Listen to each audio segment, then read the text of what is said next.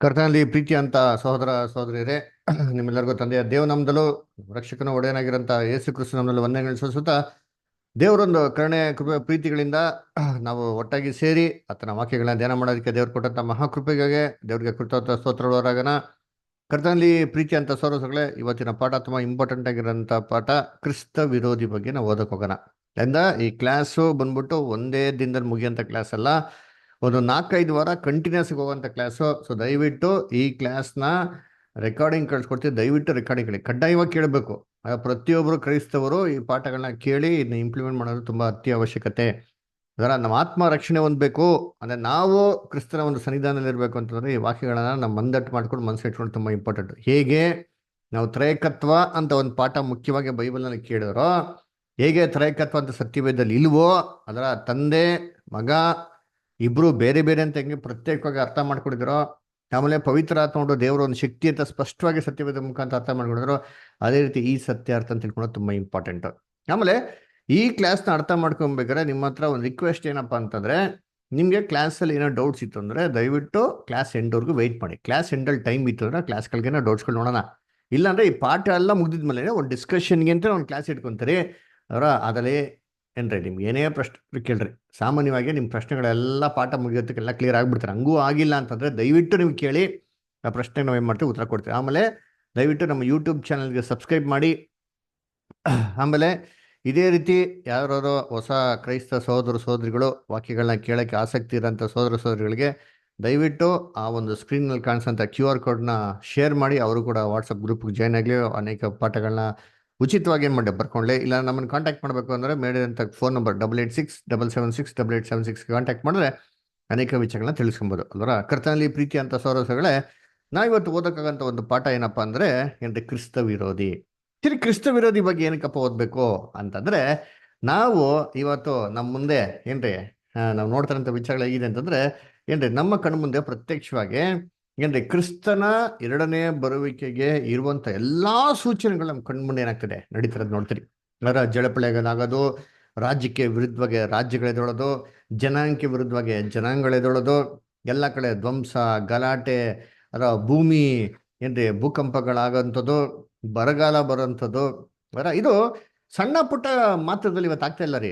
ಅದರ ಯಾವ ದೇಶದಲ್ಲಿ ಇಲ್ಲ ಅಂತ ಯಾರು ಹೇಳೋದೇ ಇಲ್ಲ ರೀ. ಅದರ ಆ ಥರ ಕಣ್ಣು ಮುಂದೆ ಎದ್ದಿ ಕಾಣಿಸೋ ರೀತಿ ಆಗ್ತಾರೆ. ನಾವು ಏನ್ ಮಾಡ್ತೀವಿ ನೋಡ್ತೀರಿ. ಹಂಗಿರ್ಬೇಕಾದ್ರೆ ಕ್ರಿಸ್ತನ ಎರಡನೇ ಬರುವಿಕೆಗೆ ಇವೆಲ್ಲ ಸೂಚನೆ ಇತ್ತು ಅಂತಂದ್ರೆ, ಇದಕ್ಕಿಂತ ಮುಂಚೆ ಮುಖ್ಯವಾಗಿ ಅಂತ್ಯಕ್ರಿಸ್ತ ಏನ್ ಮಾಡ್ಬೇಕು, ಬರಬೇಕು ಅಲ್ವ. ಅಂದ್ರೆ ಈ ಅಂತ್ಯಕ್ರಿಸ್ತು ಯಾರು, ಅವ್ನು ಯಾವಾಗ ಬರ್ತಾನೆ, ಅವ್ನು ಹೇಗೆ ಕಂಡಿಡಿಯೋದು, ಅವ್ನು ಯಾವ ರೀತಿ 666 ಅಂತ ಮುದ್ರೆನ್ ತರ್ತಾನೆ ಅಂತ ತಿಳ್ಕೊಂಡು ತುಂಬಾ ಇಂಪಾರ್ಟೆಂಟ್ ಅದರ. ಸರಿ, ಅದಕ್ಕೆ ಈ ಕ್ರಿಸ್ತ ವಿರೋಧಿ ಬಗ್ಗೆ ಅಪೋಸ್ಟಲ್ ಪೌಲ್ ಏನಪ್ಪಾ ಮಾಡ್ತಾನೆ ನಮ್ಗೆ ಸತ್ಯವೇದನೆ ಹೇಳ್ತಾರೆ. ಎಲ್ಲಪ್ಪ ಹೇಳ್ತಾರೆ ಅಂತಂದ್ರೆ, ಓದನ ವಾಕ್ಯ 2ನೇ ಥೆಸಲೋನಿಕ 2ನೇ ಅಧ್ಯಾಯ 1-4 ವಾಕ್ಯ. ದಯವಿಟ್ಟು ಯಾರೋ ಸಹೋದರ ಸಹೋದರಿಗಳು ಓದ್ತೀರಾ? 2 ಥೆಸಲೋನಿಯನ್ 2nd ಚಾಪ್ಟರ್ 1-4 ವಾಕ್ಯಗಳನ್ನ ಸ್ವಲ್ಪ ಜಲ್ದಿ ಓದ್ರಿ, ಯಾಕಂದ್ರೆ ಇನ್ನೂ ತುಂಬಾ ಪಾಯಿಂಟ್ಸ್ಗಳಿದೆ. ಓದ್ರಿ ಯಾರಾದ್ರೂ ಬ್ರದರ್ ಸಿಸ್ಟರ್, ದಯವಿಟ್ಟು ಓದಿ. ಸಹೋದರರೇ, ನಮ್ಮ ಕರ್ತನಾದ ಯೇಸು ಕ್ರಿಸ್ತನ ಪ್ರತ್ಯಕ್ಷತೆಯ ವಿಷಯವಾಗಿಯೂ ನಾವು ಆತನ ಬಳಿಯಲ್ಲಿ ಕೂಡಿಕೊಳ್ಳುವುದರ ವಿಷಯವಾಗಿಯೂ ನಿಮ್ಮನ್ನು ಬೇಡಿಕೊಳ್ಳುವುದೇನೆಂದರೆ, ಕರ್ತನ ದಿನವು ಈಗಲೇ ಹತ್ತಿರವಾಯಿತೆಂಬುದಾಗಿ ದೇವರಾತ್ಮ ಪ್ರೇರಿತವಾದ ನುಡಿ ಇದೆ ಎಂಬುದಾಗಲಿ, ಪೌಲನು ಹಾಗೆ ಹೇಳಿದ್ದಾನೆಂದಾಗಲಿ, ಪೌಲನು ಹಾಗೆ ಬರೆದಿದ್ದಾನೆಂದಾಗಲಿ ಯಾರಾದರೂ ಹೇಳಿದರೂ ನೀವು ಬೇಗನೆ ಬುದ್ಧಿಗೆಟ್ಟು ಚಂಚಲರಾಗಿ ಕಳವಳ ಪಡಬೇಡಿರಿ. ನೋಡಿರಿ, ಈ ವಾಕ್ಯದಲ್ಲಿ ಏನ್ ಹೇಳ್ತಾರೆ ಅಂತಂದ್ರೆ, ಯಾರೋ ಕ್ರಿಸ್ತನ ಎರಡನೇ ಬರುವಿಕೆ ಆಗ್ಬಿಟ್ಟಿದೆ ಅಂತ ಹೇಳಿದ್ರೆ ಅದನ್ನ ಅತಿ ಶೀಘ್ರದಲ್ಲಿ ನಂಬಕ್ ಹೋಗ್ಬೇಡಿ ಅಂತ ಹೇಳ್ತಾರೆ. ಅಂದ್ರೆ ನಂಬಲೇ ಬೇಡ್ದ ಅಂತ ಹೇಳಿಲ್ಲ ರೀ ಅವರು, ನಂಬಕ್ ಹೋಗ್ಬೇಡಿ ಅಂತ ಹೇಳ್ತಾರೆ. ಯಾಕೆ ಅಂತಂದ್ರೆ ಅದಕ್ಕಿಂತ ಮುಂಚೆ ಒಂದು ಮುಖ್ಯವಾಗಿರೋ ಕೆಲಸ ಆಗ್ಬೇಕಂತೆ. ಏನದು? ಓದಿ ಬಿಡ್ರಿ, ಕಂಟಿನ್ಯೂ ಮಾಡಿ ಬಿಡ್ರಿ. ಇವಾಗ ಯಾರು ಯಾವ ವಿಧದಲ್ಲಿಯೂ ನಿಮ್ಮನ್ನು ಮೋಸಗೊಳಿಸದಂತೆ ನೋಡಿಕೊಳ್ಳಿರಿ. ಯಾಕೆಂದರೆ ಮೊದಲು ಮತಭ್ರಷ್ಟತೆಯೂ ಉಂಟಾಗಿ ಅಧರ್ಮ ಸ್ವರೂಪನು ಬಯಲಿಗೆ ಬಂದ ಹೊರತು ಆ ದಿನವೂ ಬರುವುದಿಲ್ಲ. ನೋಡ್ರ, ಆ ದಿನವೂ ಬರುವುದಿಲ್ಲ ಅಂತ ಹೇಳ್ತಾರೆ. ಯಾವ್ದಕ್ಕಿಂತ ಮುಂಚೆ, ಆ ದಿನ ಬರೋದಕ್ಕಿಂತ ಮುಂಚೆ ಏನಪ್ಪ ಆಗಬೇಕು ಮುಖ್ಯವಾಗಿ ಅಂತ ಹೇಳ್ತಾರೆ ಅಂತಂದ್ರೆ, ಮತಭ್ರಷ್ಟತೆ ಉಂಟಾಗಿ ಅಧರ್ಮ ಸ್ವರೂಪನು ಬಯಲಿಗೆ ಬರ್ಬೇಕಂತೆ. ಮತಭ್ರಷ್ಟತೆ ಉಂಟಾಗಿ ಅಧರ್ಮ ಸ್ವರೂಪನು ಬಯಲಿಗೆ ಬಂದೇ ಹೊರತು ಆ ದಿನ ಬರೋದಕ್ಕೆ ಸಾಧ್ಯ ಇಲ್ಲ. ಹಂಗಾರೆ ಕ್ರಿಸ್ತನ ಎರಡನೇ ಬರೋಕೆ ಬರಬೇಕು ಅಂತಂದ್ರೆ ಮೊದಲು ಮತಭ್ರಷ್ಟ ಉಂಟಾಗಬೇಕು. ಅಧರ್ಮ ಸ್ವರೂಪನು ಕ್ರಿಸ್ತ ವಿರೋಧಿ ಬಯಲಿಗೆ ಬರ್ಬೇಕ್ರಿ. ಕ್ರಿಸ್ತ ವಿರೋಧಿ ಬರೆದ್ರೆ ಇದ್ರೆ ಆ ಒಂದು ದಿನ ಕ್ರಿಸ್ತನ ಎರಡಂಬರಿಕೆ ಬರೋಕ್ಕೆ ಸಾಧ್ಯ ಇಲ್ಲ. ಮತ್ತೆ ಇವತ್ತು ನಮ್ಮ ಕಣ್ಣು ಮುಂದೆ ಯೇಸು ಕ್ರಿಸ್ತನ ಎರಡಂಬರಿಕೆಗೆ ಸಂಬಂಧವಾಗಿರುತ್ತೆ ಎಲ್ಲಾ ಸೂಚನೆಗಳು ಕಾಣಿಸ್ತಾನೆ. ಹಾಗಾದ್ರೆ ಕ್ರಿಸ್ತ ವಿರೋಧಿ ಇದ್ರ ಬಗ್ಗೆ ತಿಳ್ಕೊಳ್ಳೋದು ತುಂಬಾ ಇಂಪಾರ್ಟೆಂಟ್. ಆದ್ರೆ ಅದಕ್ಕೆ ಕ್ರಿಸ್ತ ವಿರೋಧಿ ಬಗ್ಗೆ ಏನ್ರಿ ಎಲ್ಲಾರ್ಗಿರೋ ಅಭಿಪ್ರಾಯಗಳು ಏನಪ್ಪಾ ಅಂದ್ರೆ ಕ್ರಿಸ್ತ ವಿರೋಧಿ ಬರ್ತಾನೆ ಭೂಲೋಕದಲ್ಲಿ ಏನ್ ಮಾಡ್ತಾನೆ 3.5 ವರ್ಷ ಏನ್ ಮಾಡ್ತಾನೆ ಅವನು ಅವ್ರ ಆಳ್ವಿಕೆ ಮಾಡ್ತಾನೆ.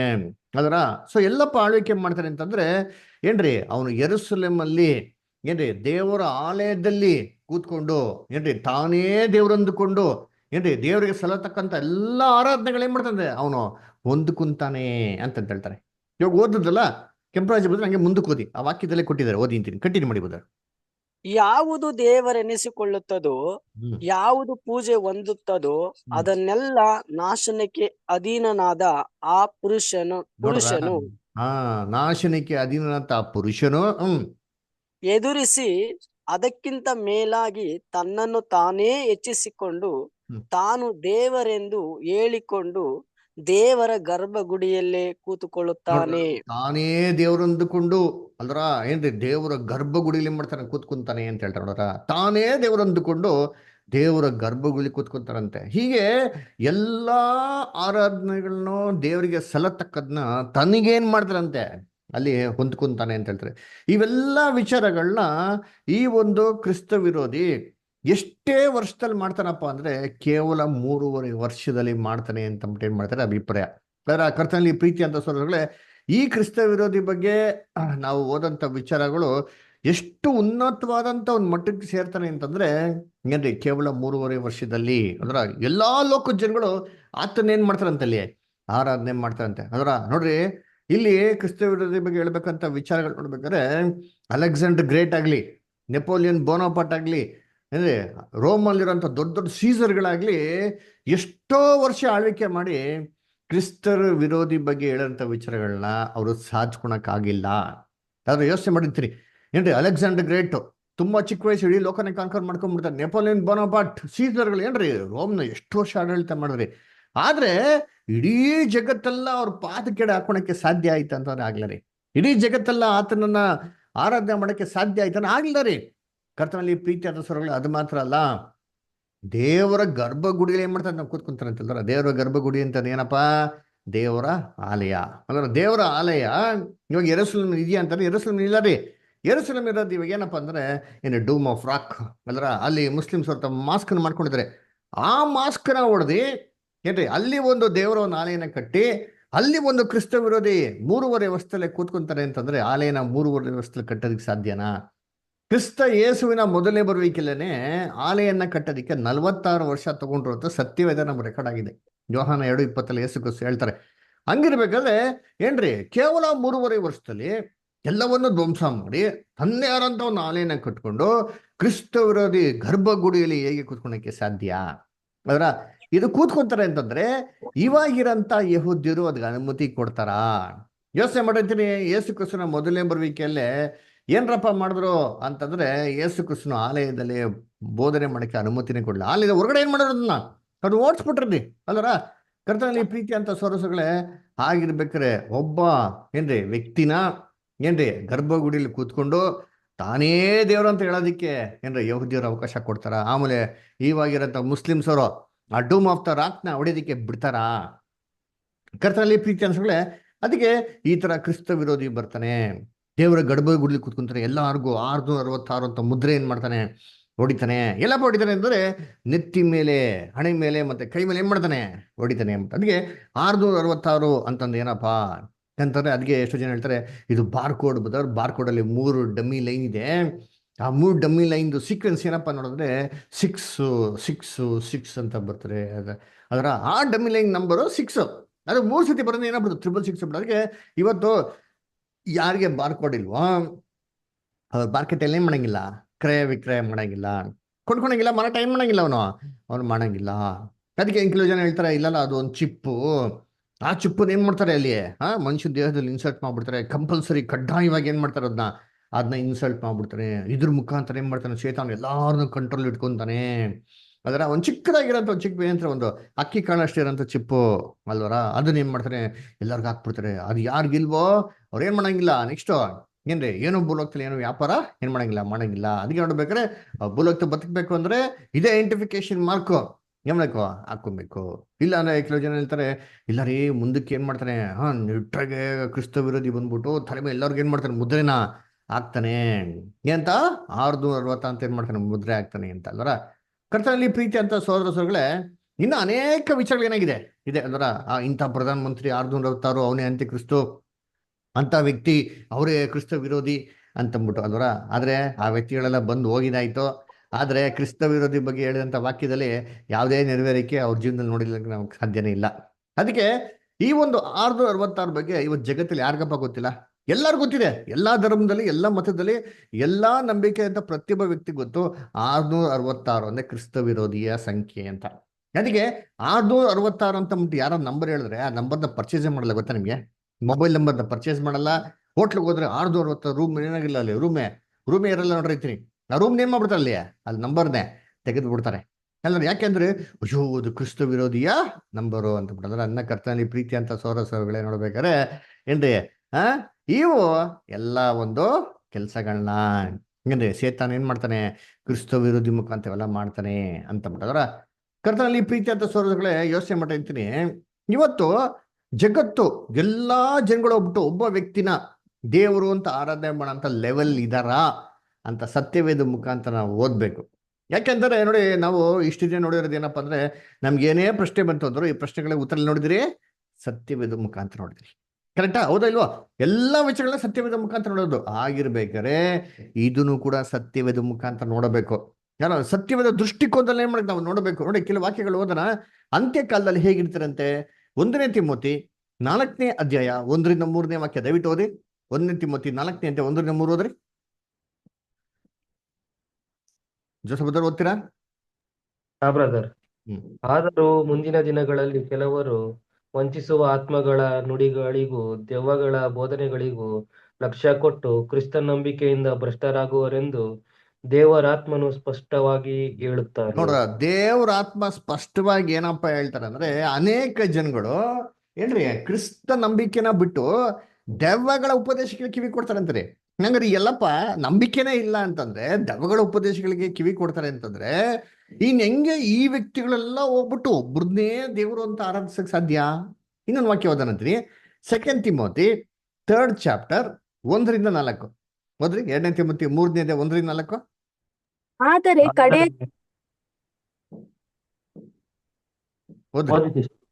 ಆದರೆ ಕಡೆಯ ದಿವಸಗಳಲ್ಲಿ ಕಠಿಣ ಕಾಲಗಳು ಬರುವೆಂಬುದನ್ನು ತಿಳಿದುಕೋ.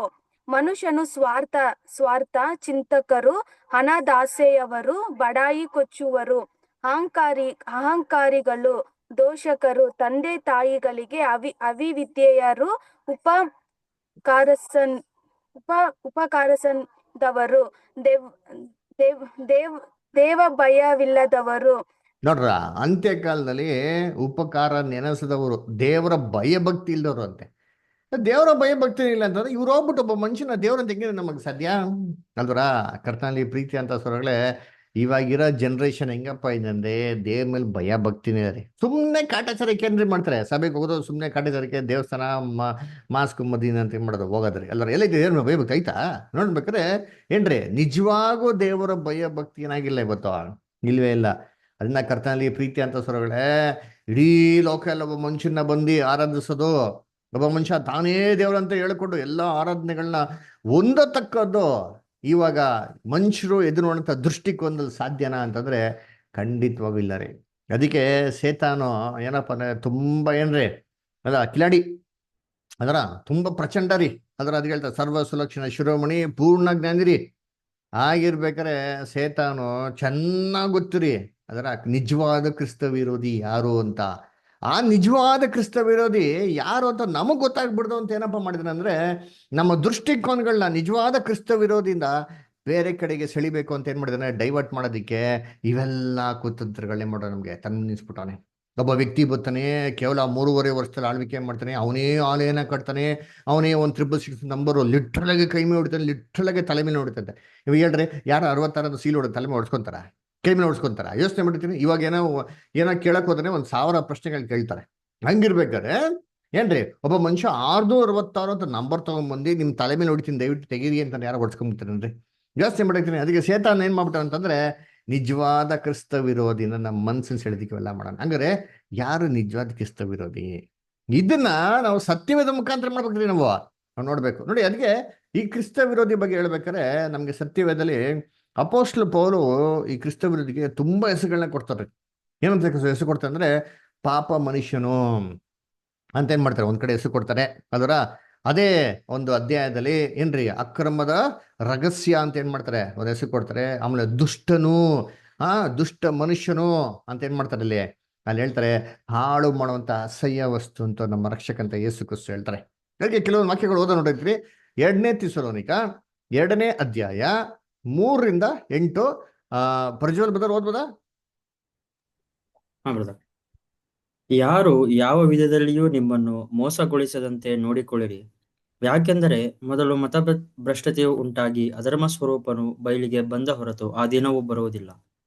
ಯಾವುದು ದೇವರೆನಿಸಿಕೊಳ್ಳುತ್ತದೋ, ಯಾವುದು ಪೂಜೆ ಹೊಂದುತ್ತದೋ ಅದನ್ನೆಲ್ಲ ನಾಶನಕ್ಕೆ ಅಧೀನವಾದ ಆ ಪುರುಷನು ಎದುರಿಸಿ ಅದಕ್ಕಿಂತ ಮೇಲಾಗಿ ತನ್ನನ್ನು ತಾನೇ ಹೆಚ್ಚಿಸಿಕೊಂಡು ತಾನೇ ದೇವರೆಂದು ಹೇಳಿಕೊಂಡು ದೇವರ ಗರ್ಭಗಡಿಯಲ್ಲೇ ಕೂತಿಕೊಳ್ಳುತ್ತಾನೆ.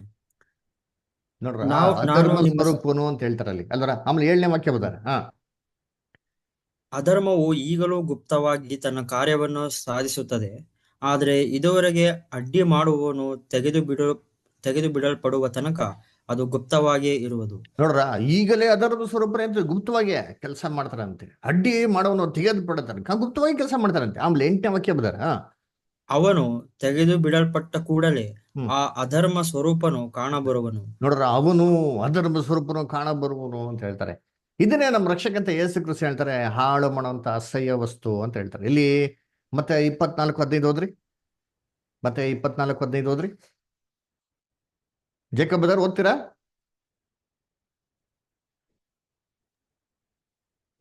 ಓದಿ.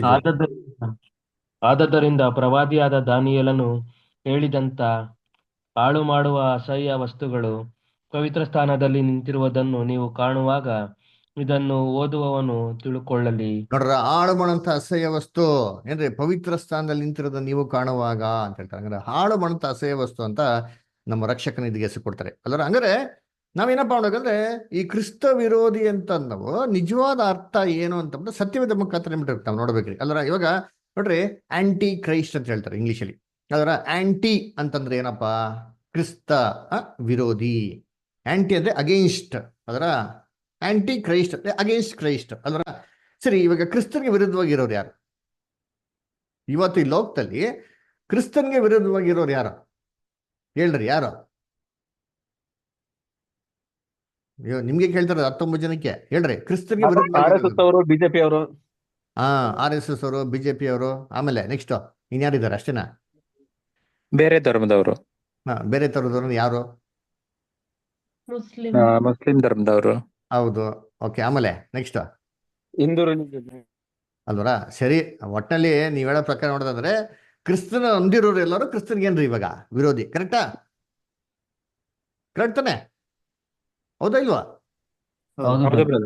ಅಲ್ವಾ? ಸರಿ, ಕ್ರಿಸ್ತನ ನಂಬಿರೋರು ಏನ್ರಿ ಇವರೆಲ್ಲ ಯಾರಿಗಂತೆ ಕ್ರಿಸ್ತನ ವಿರೋಧಿ. ಸೊ ಈ ಒಂದು ಲಿಸ್ಟ್ ಅಲ್ಲಿ ಯಾರಪ್ಪ ಬರ್ತಾರೆ ಅಂದ್ರೆ, ಕ್ರಿಶ್ಚಿಯನ್ಸ್ ಬಿಟ್ಟು ಮಿಕ್ಕಿದ್ ಎಲ್ಲರೂ ಏನಾಗ್ತಾರೆ ಲಿಸ್ಟ್ ಅಲ್ಲಿ ಬರ್ತಾರೆ. ಕರೆಕ್ಟಾ? ಹೌದಾ ಇಲ್ವಾ? ಹೌದಾ ಇಲ್ವಾ? ನೀವೆಲ್ಲ ರಿಪ್ಲೈ ಕೊಡ್ಬೇಕು, ಅವಾಗ ನೀವು ಪಾಠಗಳನ್ನ ಕೇಳಿದ್ರೆ ನಮ್ಗೆ ಗೊತ್ತಾಗೋದು. ಸರಿ, ಓಕೆ. ಇವಾಗ ಇದು ಒಂದು ಅರ್ಥ ಏನಾಗಿದೆ, ಕ್ರಿಸ್ತ ವಿರೋಧಿ ಅಂತ ಐತೆ. ಸರಿ, ಇನ್ನೊಂದು ಏನ್ರಿ ಅರ್ಥ ಕೊಡೋದ ಇದೆ ಸತ್ಯವೇದದಲ್ಲಿ. ಏನಪ್ಪ, ಕ್ರಿಸ್ತ ವಿರೋಧಿ ಅಥವಾ ವಿರೋಧಿ ಅಂತ ಹೇಳಿದ್ರೆ ಇನ್ನೊಂದು ಅರ್ಥ ಕೂಡ ಏನಾಗಿದೆ ಇದೆ. ಏನಪ್ಪಾ ಅಂತಂದ್ರೆ, ಉದಾಹರಣೆಗೆ ನೋಡ್ರಿ, ಆಂಟಿ ನ್ಯಾಷನಲಿಸ್ಟ್ ಅಂತ ಕೇಳಿದಿರಾ? ಏನ್ರಿ ಆಂಟಿ ನ್ಯಾಷನಲಿಸ್ಟ್ ಅಂತ ಕೇಳಿದಿರಾ ಪದ ನೀವು? ಸರಿ, ಆಂಟಿ ನ್ಯಾಷನಲಿಸ್ಟ್ ಅಂತ ಅರ್ಥ ಏನ್ ಹೇಳ್ರಿ ಇವಾಗ ಸ್ವಲ್ಪ ದಯವಿಟ್ಟು. ದೇಶಕ್ಕೆ ವಿರೋಧವಾಗಿ ಇರೋನು, ವಿರೋಧಿಸೋನು. Very good. ದೇಶಕ್ಕೆ ವಿರುದ್ಧವಾಗಿರೋರು ಅದರ ಯಾರದು? ದೇಶಕ್ಕೆ ವಿರುದ್ಧವಾಗಿರೋರ್ನ ಆಂಟಿ ನ್ಯಾಷನಲ್ ಅಂತ ನಂಗೆ ಯಾರದು?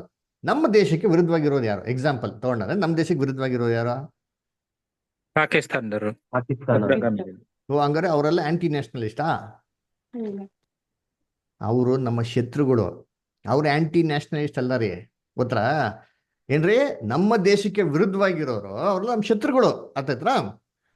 ಮತ್ತೆ ನಮ್ಮ ಆಂಟಿ ದೇಶದಲ್ಲಿ ನ್ಯಾಷನಲಿಸ್ಟ್ ಅಂದ್ರೆ ಯಾರಿಗೆ ಹೇಳೋದು ಅಂತಾನೆ ಯಾರು ಗೊತ್ತಾ? ಯಾರಪ್ಪ ಅಂತಂದ್ರೆ ನಮ್ಮ ದೇಶದಲ್ಲೇ ಇದ್ಕೊಂಡು ಏನ್ರಿ ನಮ್ಮ ದೇಶಕ್ಕೆ ವಿರುದ್ಧವಾಗಿನೇ ಕೆಲಸ ಮಾಡ್ತಿರ್ತಾರೆ, ಗೊತ್ತಾ? ಇವ್ರಿಗೆ ಸತ್ಯವೇದದಲ್ಲಿ ಹೇಳೋದು ಏನಪ್ಪ ಅಂದ್ರೆ ಆಂಟಿ ನ್ಯಾಷನಲಿಸ್ಟ್.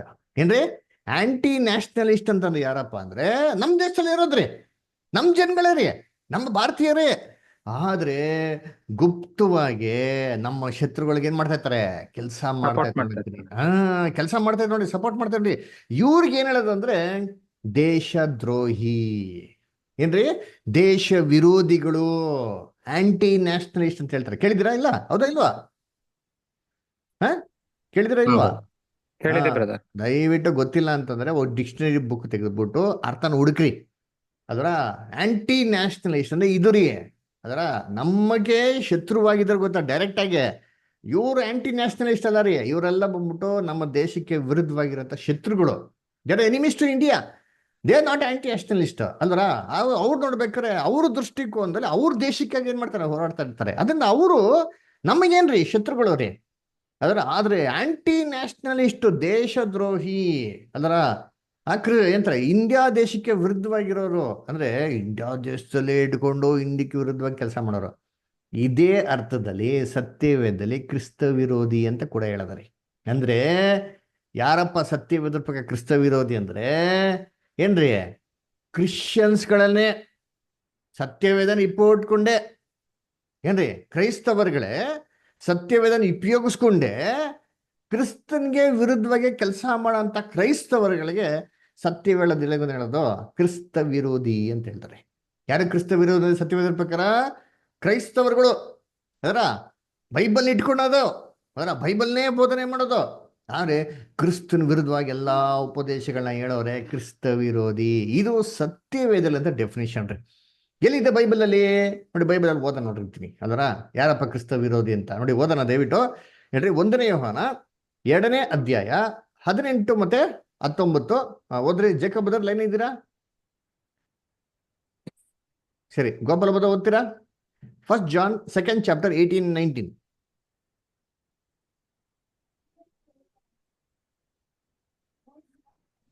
ಸರಿ, ಸೈಮನ್ ಬದರ್, ಸೈಮನ್ ಸೋಸಾಲಿಕರ್. ಸರಿ, ಪ್ರಜ್ವಲ್ ಬದರ್ ಓದ್ತೀರಾ? ಹಾ ಬ್ರದರ್. ಮಕ್ಕಳಿರ, ಇದು ಕಡೆ ಗಳಿಗೆಯಾಗಿದೆ. ಕ್ರಿಸ್ತ ವಿರೋಧಿ ಬರುತ್ತಾನೆಂದು ನೀವು ಕೇಳಿದ್ದೀರಷ್ಟೇ. ಈಗಲೂ ಕ್ರಿಸ್ತ ವಿರೋಧಿಗಳು ಬಹುಮಂದಿ ಎದ್ದಿದ್ದಾರೆ. ನೋಡ್ರ, ಇದರಿಂದ ಕ್ಲೀನಾಗಿ ತಿಳಿಸ್ಕೊಡ್ರಿ ಅಂತೀನಿ. ಕ್ಲೀನಾಗಿ ದಯವಿಟ್ಟು ಗಮನ ಇಟ್ಟು ಪಾಠ ಕೇಳ್ರಿ. ಕೇರ್ಲೆಸ್ ಯಾರು ಕೇಳ್ಬಿಡಿ. ಅದರ ಮೊಬೈಲ್ ಇಟ್ಬಿಟ್ಟು ಅಲ್ಲೆಲ್ಲೋ ಇನ್ನೊಂದ್ ಕಡೆ ಗಮನ ಇಡ್ತಾ ಇರೋದು, ಗಾಡಿ ಓಡಿಸ್ತಾ ಇರೋದು, ಕಿವಿಗೆ ಹೆಡ್ಫೋನ್ ಹಾಕೊಂಡು ಕೇಳ್ತಾ ಇರೋದು, ಇದು very serious matter, very very important. ವಾಕ್ಯದಲ್ಲಿ ಎಷ್ಟು ಇಂಪಾರ್ಟೆಂಟ್ ಹೇಳ್ತಾರೆ. ಮಕ್ಕಳಿರ, ಇದು ಕಡೆಗಳಿಗೆ ಆಗಿದೆ ಅಂತ ಹೇಳ್ತಾರೆ ಅಲ್ವರ. ಗಮನಿಸಿ ಎಲ್ಲರೂ. ಏನ್ರಿ, ಕ್ರಿಸ್ತ ವಿರೋಧಿ ಬರ್ತಾನೆ ಎಂದು ನಿಮ್ಗೆ ಏನ್ ಮಾಡಿದಿರಿ? ನೀವು ಕೇಳಿದಿರಲ್ಲ ಅಂತ ಹೇಳ್ತಾರೆ. ಕ್ರಿಸ್ತ ವಿರೋಧಿ ಬರ್ತಾನೆ ನೀವು ಕೇಳಿದಿರಲ್ಲ, ನೀವೆಲ್ಲ ಕೇಳಿದಿರಲ್ಲ, ನೀವೆಲ್ಲ ಕ್ರಿಸ್ತ ವಿರೋಧಿ ಬರ್ತಾನೆ ಮುಂದಕ್ಕೆ ಅಂತ. ಅವ್ರು ಏನ್ ಹೇಳ್ತಾರೆ ವಾಕ್ಯ? ಈಗಲೇ ಕ್ರಿಸ್ತ ವಿರೋಧಿಗಳು ಬಹು ಮಂದಿ ಎದ್ದಿದಾರಂತೆ. ಏನ್ರಿ, ಕ್ರಿಸ್ತ ವಿರೋಧಿಗಳು ಯಾವಾಗಿದಾರಂತೆ? ಇವಾಗಿದಾರ? ಇವ್ ಬರ್ತಾರ? ಅಯ್ಯೋ, ಅಪೋಸ್ಟ್ಲು ಯೋಹಾನನ ಕಾಲದಲ್ಲೇ ಇದಾರಂತೆ ರೀ. ನೋಡ್ರಿ, ವಾಕ್ಯ ಎಷ್ಟು ಕ್ಲಿಯರ್ ಹೇಳ್ತಾರೆ. ನಾನೇನು ಹೇಳ್ತಾ ಇಲ್ಲ ರೀ, ವಾಕ್ಯದಲ್ಲಿ ಬಹು ಸ್ಪಷ್ಟವಾಗಿದೆ. ಕ್ರಿಸ್ತ ವಿರೋಧಿ ಅನ್ಬಿಟ್ಟು ಅಪೋಸ್ಟ್ಲು ಯೋಹಾನನ ಕಾಲದಲ್ಲೇ ಇದೆ ಅಂತೆ. ಅದರ ಬಹು ಮಂದಿ ಕ್ರಿಸ್ತ ವಿರೋಧಿಗಳಿದ್ದೀರಂತ. ಒಬ್ಬರಲ್ವಂತರಿ, ಒಬ್ರಿಬ್ರು ಅಂತ ಹೇಳಿಲ್ಲ. ಏನಂತ ಬಹು ಮಂದಿ ಇದ್ದಿದ್ದಾರೆ ಅಂತ ಹೇಳ್ತಾರೆ. ಹಂಗಾರೆ ಏನೋ ಕ್ರಿಸ್ತ ವಿರೋಧಿ ಒಬ್ಬ ವ್ಯಕ್ತಿ ಅಲ್ಲ ರೀ. ಅಲ್ಲಿ ಹೇಳ್ತಾರೆ ಬಹು ಮಂದಿಗಳು ಅಂತ ಹೇಳ್ತಾರ್ರಿ ಅಲ್ವರ. ಆಮೇಲೆ ಮುಂದಕ್ಕೆ ಓದಿಬೋದು, ನೆಕ್ಸ್ಟ್ ಕಂಟಿನ್ಯೂ ಮಾಡಿಬೋದು ಹಂಗೆ. ಇದರಿಂದ ಇದು ಕಡೆ ಗಳಿಗೆಯಾಗಿದೆ ಎಂದು ತಿಳ್ಕೊಳ್ಳುತ್ತೇವೆ. ಇದು ಕಡೆಗಳೇನು ತಿಳ್ಕೊಳ್ತೀವಿ. ಆಮೇಲೆ ಅವರು ನಮ್ಮನ್ನು ಬಿಟ್ಟು ಹೊರಟು ಹೋದರು, ಆದರೆ ಅವರು ನಮ್ಮವರಾಗಿರಲಿಲ್ಲ. ನೋಡ್ರ, ಅವರು ಏನ್ರಿ ನಮ್ಮವರಾಗಿದ್ದಾರೆ. ನೋಡ್ರಿ, ಅಲ್ಲಿ ಹೇಳ್ತಾರೆ ಕ್ರಿಸ್ತ ವಿರೋಧಿಗಳು ಯಾರಪ್ಪ, ಇವ್ರನ್ನ ಕಂಡಿಡಿಯೋದು ಯಾರಪ್ಪ ಅಂತ ಅಂದ್ಬಿಟ್ಟು ಬಹು ಸ್ಪಷ್ಟವಾಗಿ ಹೇಳ್ತಾರೆ. ಏನಂತಂದ್ರೆ, ಇವ್ರನ್ನ ಕಂಡಿಡಿದಂಗೆ ಅವರು ಏನ್ ಮಾಡ್ರಂತೆ? ನಮ್ಮನ್ನು ಬಿಟ್ಟು ಹೊರಟು ಹೋದ್ರು. ಯಾರನ್ನ ಬಿಟ್ಟು ಹೊರಟೋದ್ರು? ಅಪೋಸ್ಟಲ್ಸ್. ಅಪೋಸ್ತಲರ ಉಪದೇಶಗಳನ್ನ ಬಿಟ್ಟೇನ್ ಮಾಡಂತ ಇವರು ಹೊರಟು ಹೋದರು. ಅಪೋಸ್ತಲರ ಉಪದೇಶದಲ್ಲಿ ನೆಲೆಗೊಡ್ಲಿಲ್ಲ ಇವರು ಅಲ್ದ್ರ. ಆಮೇಲೆ ಹೇಳ್ತಾರೆ ಆದರೆ ಅವರು ಏನಾಗಿಲ್ವಂತೆ, ನಮ್ಮವರಾಗಿರಲಿಲ್ಲ ಅಂದ್ರ. ಹಂಗ್ರೇನ್ರಿ, ಅವ್ರ ಸತ್ಯಲ್ಲಿ ಇರ್ಲ ರೀ. ಅದರ ಸತ್ಯವಾದವ್ರು ಫಾಲೋ ಮಾಡ್ತಾರಂತ ಅವರು ಕ್ರೈಸ್ತವರಲ್ಲ ರೀ. ಅದರ ಆಮೇಲೆ ಏನ್ ಮಾಡಂತೆ ನೆಕ್ಸ್ಟ್ ಮುಂದಕ್ಕೆ ಓದಿ. ಅವರು ನಮ್ಮವರಾಗಿದ್ದರೆ ನಮ್ಮ ಜೊತೆಯಲ್ಲೇ ಇರುತ್ತಿದ್ದರು. ನೋಡ್ರ, ನಮ್ಮವರಾಗಿದ್ರೇನ್ರಿ, ಜೊತೆಯಲ್ಲಿ ಸತ್ಯಲ್ಲಿ ಇರ್ತಾ ಇದ್ರಿ. ಆಮೇಲೆ ನೆಕ್ಸ್ಟ್ ಆದರೆ ಅವರು ನಮ್ಮನ್ನು ಬಿಟ್ಟು ಹೋದದರಿಂದ ಕ್ರೈಸ್ತರೆನ್ನಿಸಿಕೊಳ್ಳುವವರೆಲ್ಲರೂ ನಮ್ಮವರಲ್ಲವೆಂಬುದು ಸ್ಪಷ್ಟವಾಗಿ ತೋರಬಂತು. ಸೂಪರ್ ಆಗಿ ನೋಡ್ರಿ ವಾಕ್ಯ. ಇಲ್ಲೇ ವಾಕ್ಯದಲ್ಲಿ ಉತ್ತರ ಕೊಟ್ಬಿಡ್ರಿ ಪ್ರಶ್ನೆಗೆ, ಕ್ರಿಸ್ತ ವಿರೋಧಿ ಯಾರು ಅಂತ. ಅದರ ಏನ್ರಿ, ಆದರೆ ಅವರು ನಮ್ಮನ್ನು ಬಿಟ್ಟು ಹೋದದ್ರಿಂದ ಕ್ರೈಸ್ತವರು ಎನಿಸಿಕೊಳ್ಳೋರು ಎಲ್ಲರೂ ನಮ್ಮವರೆಲ್ಲ ಎಂದು ಸ್ಪಷ್ಟವಾಗಿ ತಿಳಿದುಕೊಬೇಕಾಗಿದೆ. ಹಾಗಾದ್ರೆ ಯಾರಪ್ಪ ಕ್ರಿಸ್ತ ವಿರೋಧಿ ಅಂತಂದ್ರೆ, ಕ್ರೈಸ್ತವರೇ ಕ್ರಿಸ್ತನ್ಗೇನ್ರಿ ವಿರೋಧಿಗಳು. ಯಾಕೆ ಕ್ರೈಸ್ತವರುಗಳು?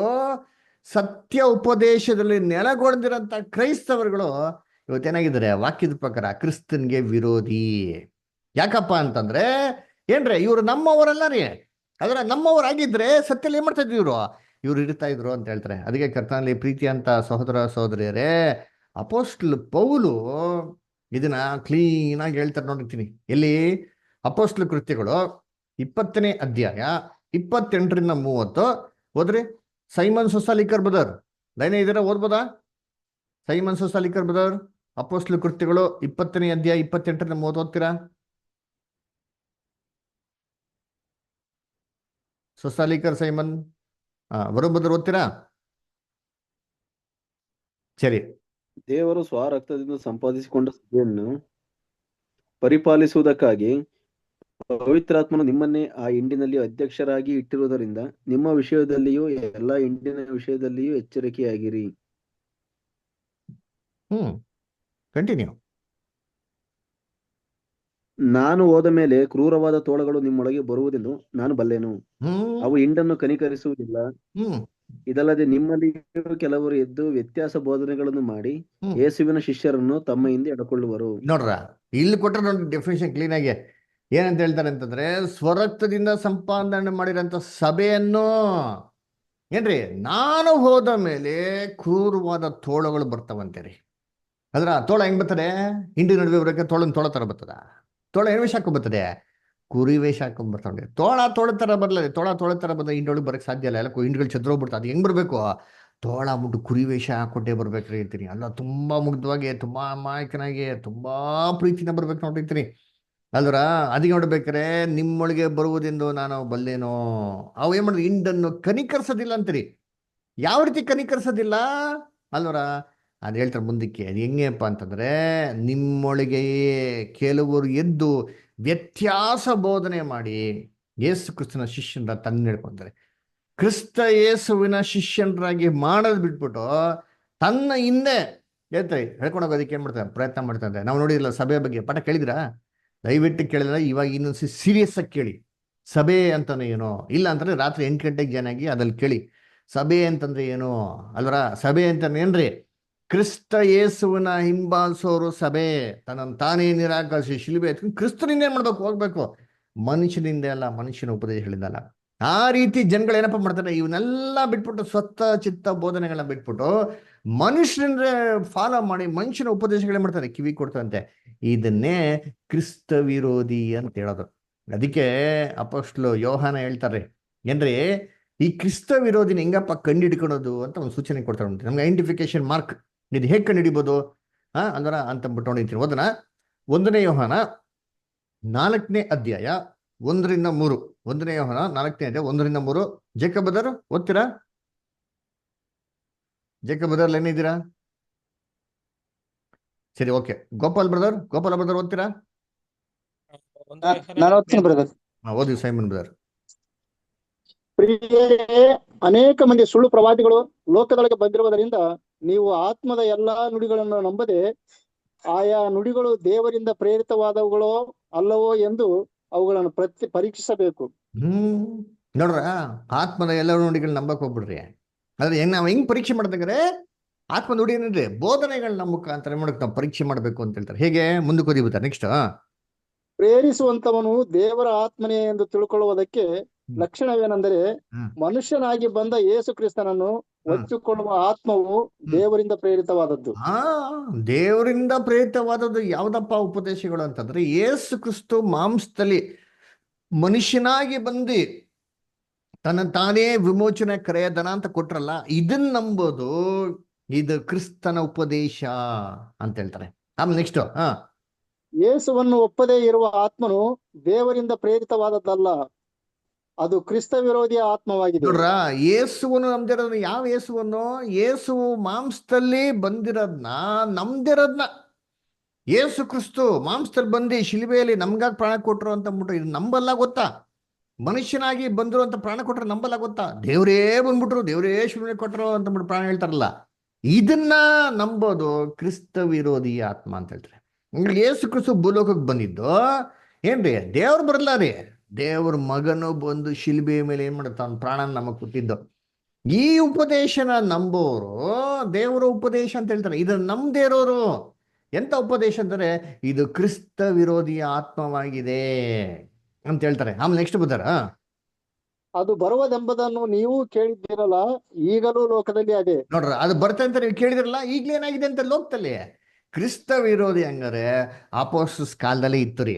ಅವಾಗಿಂದನೂ ಏನೈತೆ, ಈ ದುರುಪದೇಶಗಳು ಸತ್ಯವೇದದಲ್ಲಿ ಐತೆ. ಅದಕ್ಕೆ ಅಪೊಸ್ತಲ ಪೌಲ್ ನಮ್ಗೆ ಎಂತ್ರಿ ಎಚ್ಚರಿಕೆ ಮಾತು ಕೊಡ್ತಾರೆ. ಇಲ್ಲಿ ಅದೇ ಅಧ್ಯಾಯದಲ್ಲಿ ನೋಡಿ, 1 ಯೋಹಾನ 2ನೇ ಅಧ್ಯಾಯ 22ನೇ ವಾಕ್ಯ. 1 ಜಾನ್ 2nd chapter 22 verse ಓದಿದ್ರಿ.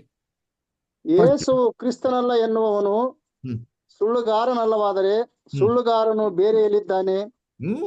ನೋಡ್ರ, ಏನ್ರಿ ಸುಳ್ಳುಗಾರನ್ ಬೇರೆ ಇಲ್ಲಪ್ಪ ಇದ್ದಾನೆ. ಅದರ ಯೇಸುವನ್ನು ಏನ್ರಿ ಕ್ರಿಸ್ತನು ಅಂತ ಏನ್ರಿ ನಮ್ದಿರ ಇದ್ರೆ ಸುಳ್ಳುಗಾರನು ಎಲ್ಲಿದ್ದಾನೆ. ಆಮೇಲೆ ನೆಕ್ಸ್ಟ್ ಯಾವನಾದರೂ ತಾನು ತಂದೆಯನ್ನು ಮಗನನ್ನು ಅರಿಯನು ಎಂದು ಹೇಳಿದ್ರೆ ಅವನೇ ಕ್ರಿಸ್ತ ವಿರೋಧಿ. ನೋಡ್ರ, ತಂದೆ ಮಗ ಇಬ್ರು ಏನ್ ಮಾಡ್ಬೇಕ್ರಿ? ಅರ್ಥಕೊಳ್ಬೇಕ್ರಿ.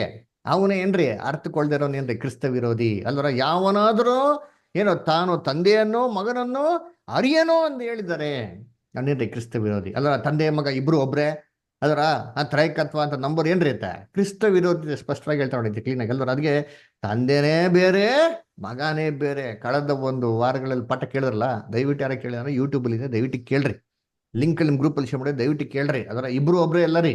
ಅದರ ಇಬ್ರು ಒಬ್ರೇ ಅಂತ ನಂಬ ಅಂತದ್ದು ಕ್ರಿಸ್ತ ವಿರೋಧಿಯ ಬೋಧನೆ ಅಂತ ಹೇಳ್ತಾರೆ. ಇಬ್ರು ಬಗ್ಗೆ ಕೊಟ್ಟರೆ ಸ್ಪಷ್ಟ ಕೊಟ್ಟರೆ, ತಂದೆಯನ್ನೂ ಮಗನನ್ನು ಅರ್ತಿರ್ಬೇಕ್ರಿ. ಅದರ ಇಬ್ರು ಬೇರೆ ಬೇರೆ ಅಂತ. ಅದಕ್ಕೆ ನೋಡ್ಬೇಕಾದ್ರೆ ಕರ್ತನಲ್ಲಿ ಸೋದ್ರೆ, ಅದಕ್ಕೆ ಏನ್ರಿ ಕ್ರಿಸ್ತ ವಿರೋಧಿ ಯಾವುದೋ ಒಬ್ಬ ವ್ಯಕ್ತಿ ಮುಂದೆ ಒಂದು ಕಾಲದಲ್ಲಿ ಬರ್ತಾನೆ ಅಂತ ಒಬ್ಬ ವ್ಯಕ್ತಿ ಅಂತ ನಂಬೋದು ಖಂಡಿತವಾಗೂ ಏನ್ರಿ ಸತ್ಯವೇದರ ಉಪದೇಶ ಅಲ್ಲ. ಅದು ಅಪೊಸ್ತಲರ ಕಾಲದಿಂದನೇ ಐತೆ ಅಲ್ದ್ರ. ಅದಕ್ಕೆ ನೀವೇ ಯೋಚನೆ ಮಾಡಿರ್ತೀನಿ, ಒಬ್ಬ ವ್ಯಕ್ತಿ ಹೆಂಗಪ್ಪ ಅಪೊಸ್ತಲರ ಕಾಲದಿಂದ ಹಿಡಿದು ಕ್ರಿಸ್ತನ 2ನೇ ಬರಿಕೆವರೆಗೂ ಇರೋಕ್ ಸಾಧ್ಯ? 2000 ವರ್ಷ ಸಾಧ್ಯನಾ? ಖಂಡಿತವಾಗೂ ಸಾಧ್ಯ ಇಲ್ಲ ರೀ. ಅದರಿಂದ ಏನ್ರಿ ಕ್ರಿಸ್ತ ವಿರೋಧಿ ಅಂದ್ರೆ ಇದು ಒಂದು ವ್ಯಕ್ತಿ ಅಲ್ಲ. ಅಪೊಸ್ತಲ ಯೋಹಾನೆ ಅಂತಂದ್ರು ಬಹುಮಂದಿ ಕ್ರಿಸ್ತ ವಿರೋಧಿಗಳು ನಿಮ್ಮ ನಡುವೆ ಇದ್ದಿದ್ದಾರೆ ಅಂತ ಹೇಳ್ತಾರೆ. ಅದ್ರ ಇದೇಗಪ್ಪ ಅಂತಂದ್ರೆ ಅರ್ಥ ಮಾಡ್ಕೋಬೇಕಾದ್ರೆ ಇದು ಒಂದು ಸಂಸ್ಥೆ ರೀ. ಕ್ರಿಸ್ತ ವಿರೋಧಿಯ ಒಂದು ಸಿಸ್ಟಮ್. ಹೇಗೆ ಅಂತ ನೋಡಿ, ಇವಾಗ ಕ್ರಿಸ್ತನು ಅದರ ವಿರೋಧಿ ಬಿಟ್ಬಿಡೋಣ, ಫಸ್ಟ್ ಕ್ರಿಸ್ತನ್ ತೊಡೋಣ. ಕ್ರಿಸ್ತನು ಅಂತಾನೆ ಏನ್ ನೋಡಿದ್ವಿ ನಾವು ಪಾಠದಲ್ಲಿ? ಕ್ರಿಸ್ತನ ಅಂತಂದ್ರೆ ಅವರೊಬ್ಬರೇ ಇಲ್ಲ ರೀ, ಅವ್ರ ದೇಹಕ್ಕೆ ಶಿರಸ್. ಅವರು ಆ ದೇಹಕ್ಕೆ ಅಂಗಗಳು ಏನಾಗಿದ್ದಾರೆ ಇದಾರೆ ಅಲ್ವರ. ಯಾರು? ಸಭೆಯ ಮಕ್ಕಳುಗಳು ಆ ದೇಹಕ್ಕೆ ಏನಾಗಿದ್ದಾರೆ? ಸದಸ್ಯರಾಗಿದ್ದಾರೆ. ಅದಕ್ಕೆ ಶಿರಸ್ಸು ಯಾರಂತೆ? ಕ್ರಿಸ್ತನು. ಕರೆಕ್ಟಾ? ಜೀಸಸ್ ಕ್ರೈಸ್ಟ್ ಅವ್ರ ಹೆಡ್, ಬಾಡಿ ಮೆಂಬರ್ಸ್ ಎಲ್ಲ ಏನ್ರಿ? ಎಲ್ಲ ಸಭೆಯ ಸದಸ್ಯರು. ಇವೆರಡೂ ಸೇರ್ಬಿಟ್ಟೆ ಕ್ರಿಸ್ತ ಯೇಸು ಅಂತ ಏನಾಗೋದು, ಒಂದು ಬಾಡಿ ಆಗೋದು. ಅದೇನಂತೀರಿ? ಅದೊಂದು ಸಿಸ್ಟಮ್. ಯಾಕಂದ್ರೆ ಒಬ್ಬ ವ್ಯಕ್ತಿ ಅಲ್ಲ ರೀ. ಅದಕ್ಕೆ ಜೀಸಸ್ ಕ್ರೈಸ್ಟ್ ಹೆಡ್, ಸಭೆಯಲ್ಲಿರುವಂತ ಎಲ್ಲಾ ಮಕ್ಕಳಿಗೆ ಅಂತ ಅಂಗಗಳಾಗಿದ್ದಾರೆ. ಸ್ತ್ರೀ ಸಂತತಿ ಪಾಠ ಕೇಳಿದ್ರಲ್ವಾ ಅಲ್ವರ. ಇದೇ ರೀತಿ ಏನ್ರಿ ಕ್ರಿಸ್ತ ವಿರೋಧಿ ಅಂದ್ರೆ ಅದಕ್ಕೆ ಒಬ್ರು ಹೆಡ್ ಇದಾರೆ ಅಲ್ವರ. ಅದಕ್ಕೆ ಬಾಡಿ ಮೆಂಬರ್ಸ್ ಏನಾಗಿದ್ದಾರೆ? ಇದಾರೆ ಅಲ್ವರ. ಒಬ್ಬ ಕರಪ್ಟ್ ಹೆಡ್ ಏನಾಗಿದ್ದಾರೆ? ಅದಕ್ಕೆ ಕರಪ್ಟ್ ಸಭೆ ಮಕ್ಳು ಏನಾಗಿದ್ದಾರೆ? ಇದಾರೆ. ಇದು ಸೇರ್ಬಿಟ್ಟೆ ಕರಪ್ಟ್ ರಿಲಿಜಿಯಸ್ ಸಿಸ್ಟಮ್ ಅಂತ ಸತ್ಯವೇದ ಹೇಳೋದು ಅಲ್ವರ. ಅದಕ್ಕೆ ಏನ್ ಹೇಳ್ತಾರೆ ಅಂದ್ರೆ, ಇದನ್ನ ಅಪೊಸ್ತಲ ಪೌಲು ಕ್ರಿಸ್ತ ವಿರೋಧಿ ಬಗ್ಗೆ ಹೇಳ್ಬೇಕಾದ್ರೆ ಅಲ್ಲಿ ಹೇಳ್ತಾರೆ. ನಾವು ಗಮನಿಸಿರಲ್ಲ ಅಷ್ಟೇ. ಆ ವಾಕ್ಯ ಇನ್ನೊಂದ್ಸತಿ ಓದ ನೋಡಿರ್ತೀನಿ. ಇಲ್ಲಿ 2ನೇ ಥೆಸಲೋನಿಕ 2ನೇ ಅಧ್ಯಾಯ 7ನೇ ವಾಕ್ಯ ಓದ್ರಿ. ಇಲ್ಲಿ ನಮ್ಮ ಜೇಕಬ್ ಬ್ರದರ್ ಏನಿದ್ದೀರಾ? ಜೇಕಬ್ ಬ್ರದರ್ ಸರಿ, ಓಕೆ. ಯಾರ ಬೇರೆ ಬೇರೆ ಸಿಸ್ಟರ್ಸ್ ಓದ್ತೀರಾ? Second Thessalonians second chapter 7th verse ಓದ್ರಿ ದಯವಿಟ್ಟು. ಅದು ಅಧರ್ಮವು ಈಗಲೂ ಗುಪ್ತವಾಗಿ ತನ್ನ ಕಾರ್ಯವನ್ನು ಸಾಧಿಸುತ್ತದೆ. ನೋಡ್ರ ಏನ್ ಹೇಳ್ತಾರೆ? ಅಧರ್ಮವು ಈಗಲೇ ಗುಪ್ತವಾಗಿ ಏನ್ ಮಾಡ್ತಂತೆ? ಆ ಕಾರ್ಯವನ್ನು ಸಾಧಿಸ್ತಾರೆ ಅಂತೆ ಅಲ್ವರ. ಆಮೇಲೆ ನೋಡಿರ್ತೀನಿ, 1 ನಿಮಿಷ. ಇಲ್ಲಿ 2ನೇ ಥೆಸಲೋನಿಕ 2ನೇ ಅಧ್ಯಾಯ ಬ್ರದರ್ 3ನೇ ವಾಕ್ಯ ಒಂದ್ಸತಿ ಓದಿ ಬ್ರದರ್. ನಿಮ್ಮಲ್ಲಿ ಯಾರು ಯಾವ ವಿಧದಲ್ಲಿಯೂ ನಿಮ್ಮನ್ನು ಮೋಸಗೊಳಿಸದಂತೆ ನೋಡಿಕೊಳ್ಳ್ರಿ. ಯಾಕಂದ್ರೆ ಮೊದಲು ಮತಭ್ರಷ್ಟತೆ ಉಂಟಾಗಿ ಅಧರ್ಮ ಸ್ವರೂಪನು ಬಯಲಿಗೆ ಬಂದು ಹೊರತು ಆ ದಿನವು ಬರೋದಿಲ್ಲ. ಮೊದಲು ಏನಾಗಬೇಕಂತೆ? ಮತಭ್ರಷ್ಟತೆ ಉಂಟಾಗಬೇಕಂತ ರೀ ಅಲ್ವರ. ಅಂದ್ರೆ ಮತಭ್ರಷ್ಟತೆ ಉಂಟಾಗಬೇಕು ಏನಂತ? ಮತ, ನಮ್ಮ ನಂಬಿಕೆ, ನಮ್ಮ ಧರ್ಮ, ನಮ್ಮ ವಿಶ್ವಾಸ ಐತಲ್ಲ, ಯಾವ್ದದು? ಕ್ರೈಸ್ತ ನಂಬಿಕೆ, ಮಹಾಪರಿಶುದ್ಧವಾಗಿರೋ ನಂಬಿಕೆ. ಈ ನಂಬಿಕೆಯಿಂದ ಭ್ರಷ್ಟರಾಗ್ಬೇಕಂತೆ. ಮತಭ್ರಷ್ಟತೆ ಆಗ್ಬೇಕು ಅಂದ್ರೆ ಅರ್ಥ ಅದೇ ರೀ. ಮತದಿಂದ, ಕರೆಕ್ಟ್ ಆಗಿರೋಂಥ ಸತ್ಯವಾದ ಉಪದೇಶದಿಂದ ಭ್ರಷ್ಟರಾಗಬೇಕು. ಅದು ಫಸ್ಟ್ ಆಗ್ಬಿಟ್ಟು ಅದರ ಸ್ವರೂಪ ಏನ್ರಿ ಬಯಲಿಗೆ ಬರ್ಬೇಕಂತೆ. ನೋಡ್ರ, ಹಂಗಾರೆ ಅದಕ್ಕೆ ಹೇಳೋದು ಕರಪ್ಟ್ ರಿಲಿಜಿಯಸ್ ಸಿಸ್ಟಮ್ ನಾವ್ ಏನ್ ಮಾಡ್ಬೇಕು? ಹುಡುಕ್ಬೇಕು. ಅಂದ್ರೆ ಕ್ರಿಸ್ತ ವಿರೋಧ ಹುಡುಕ್ಬೇಕಾದ್ರೆ ನಾವು ಒಬ್ಬ ವ್ಯಕ್ತಿನ ಹುಡುಕೋದಲ್ಲ ರೀ, ಸತ್ಯವೇದರ ಮುಖಾಂತರ ಒಂದು ಕರಪ್ಟ್ ಆಗಿರೋಂಥ ರಿಲಿಜಿಯಸ್ ಸಿಸ್ಟಮ್, ಕ್ರೈಸ್ತ ಒಂದು ವಿಶ್ವಾಸದಲ್ಲೇ ತುಂಬಾ ಮೋಸವಾಗಿರೋಂಥ ದುರುಪದೇಶದಿಂದ ತುಂಬಿರೋಂಥ ಒಂದು ಕ್ರೈಸ್ತ ಒಂದು ನಂಬಿಕೆ ನಾವೇನ್ ಮಾಡಬೇಕು? ಆ ಒಂದು ಸಮಾಜ, ಆ ಒಂದು ಸಂಸ್ಥೆ ಮಾಡಬೇಕು, ನಾವು ಹುಡುಕ್ಬೇಕು ಅಲ್ವರ. ಅದು ಎಲ್ಲಿ ಅಲ್ವರ, ಹೇಗೆ ಅಂತ ಅಂದ್ಬಿಟ್ಟೆ ನಾವು ಇವತ್ತೇನ್ ಮಾಡೋಣ ನೋಡೋಣ. ಅರ್ಥ ಆಯ್ತಾ? ನೋಡಿ, ಬ್ಯಾಕ್ ಗ್ರೌಂಡ್ ನಾವೇನ್ ಅರ್ಥ ಮಾಡ್ಕೊಟ್ರಿ? ಕ್ರಿಸ್ತ ವಿರೋಧಿ ಅಂತಂದ್ರೆ ದಯವಿಟ್ಟು ಎಲ್ಲ ಗಮನಿಸಿ ಅಂತೀನಿ. ಎಲ್ಲ ಗಮನಿಸ್ತಾ ಇದ್ದೀರಾ? ಎಲ್ಲ ದಯವಿಟ್ಟು ಎಚ್ಚರಿಕೆನ ಕೇಳ್ರಿ, ನೋಡ್ಕೊಂಡು ಬರ್ಕೊಳ್ರಿ. ಕ್ರಿಸ್ತ ವಿರೋಧಿ ಅಂದ್ರೆ ಒಬ್ಬ ಸಿಂಗಲ್ ವ್ಯಕ್ತಿ ಅಲ್ಲ ರೀ, ಅದು ಒಂದು ಸಂಸ್ಥೆ ಅಂತ ಬಹು ಸ್ಪಷ್ಟವಾಗಿ ನಮ್ಗೆ ಏನಾಯ್ತು ಈ ವಾಕ್ಯಗಳ ಮುಖಾಂತರ ನಮ್ಗೆ ಏನಾಯ್ತು ಗೊತ್ತಾಯ್ತು. ಇದು ಯಾರು ಸಂಸ್ಥೆ? ಯಾವುದೋ ಒಂದು ಕ್ರಿಸ್ತ ನಂಬಿಕೆಗೆ ವಿರುದ್ಧವಾಗಿರೋಂಥ ಧರ್ಮದ ಬಗ್ಗೆ, ಮತದ ಬಗ್ಗೆ ಮಾತಾಡ್ತಾ ಇದ್ದಾರೆ. ಕ್ರಿಸ್ತರಲ್ಲಿಯೇ, ಕ್ರೈಸ್ತವ್ರ ನಡುವೇನೆ ಕ್ರಿಸ್ತನ್ಗೆ ಉಪದೇಶಗಳನ್ನ ವಿರುದ್ಧವಾಗಿ ಮಾಡಿರೋಂಥ ಒಂದು ಕರಪ್ಟ್ ರಿಲಿಜಿಯಸ್ ಸಿಸ್ಟಮ್ ನಾವೇ ಮಾಡಬೇಕು, ಕ್ರೈಸ್ತವ್ರ ನಡುವೆ ಮಾಡ್ತಾ ಹುಡುಕ್ಬೇಕು ಅಂದ್ರ. ಸರಿ, ಇವತ್ತು ನಾವೇನ್ ಮಾಡೋಣ ಅಂತಂದ್ರೆ, ಯಾಕೆ ಅಪೊಸ್ತಲ ಪೌಲು ಕ್ರಿಸ್ತ ವಿರೋಧಿ ಬಗ್ಗೆ ಥೆಸಲೋನಿಕ ಸಭೆಗೆ ಬರ್ದ್ರು ಅಂತ ಸ್ವಲ್ಪ ಥಿಂಕ್ ಮಾಡೋಣ. ಬ್ಯಾಕ್ ಗ್ರೌಂಡ್ ಸ್ಟಡಿ ಮಾಡ್ಬೇಕಂದ್ರೆ ಥಿಂಕ್ ಮಾಡಬೇಕು, ಯಾಕೆ ಏನಾಯ್ತು ಅಂಬವ್ರ. ಆಕ್ಚುಲಿ ನೋಡಿ, ಅಪೊಸ್ತಲ ಪೌಲು ಥೆಸಲೋನಿಕ ಸಭೆಗೆ 2 ಪತ್ರಗಳನ್ನ ಬರೀತಾರೆ. 1ನೇ ಥೆಸಲೋನಿಕ ಬರೀತಾರೆ, 2ನೇ ಥೆಸಲೋನಿಕ ಬರೀತಾರೆ. ಸರಿ, 1ನೇ ಥೆಸಲೋನಿಕ ಪತ್ರದಲ್ಲಿ ಏನಂತ ಹೇಳಿದ್ರು? ಯಾಕೆ 2ನೇ ಥೆಸಲೋನಿಕ ಪತ್ರ ಬರೀತಾರೆ? ನೋಡಿ, ಓದೋಣ.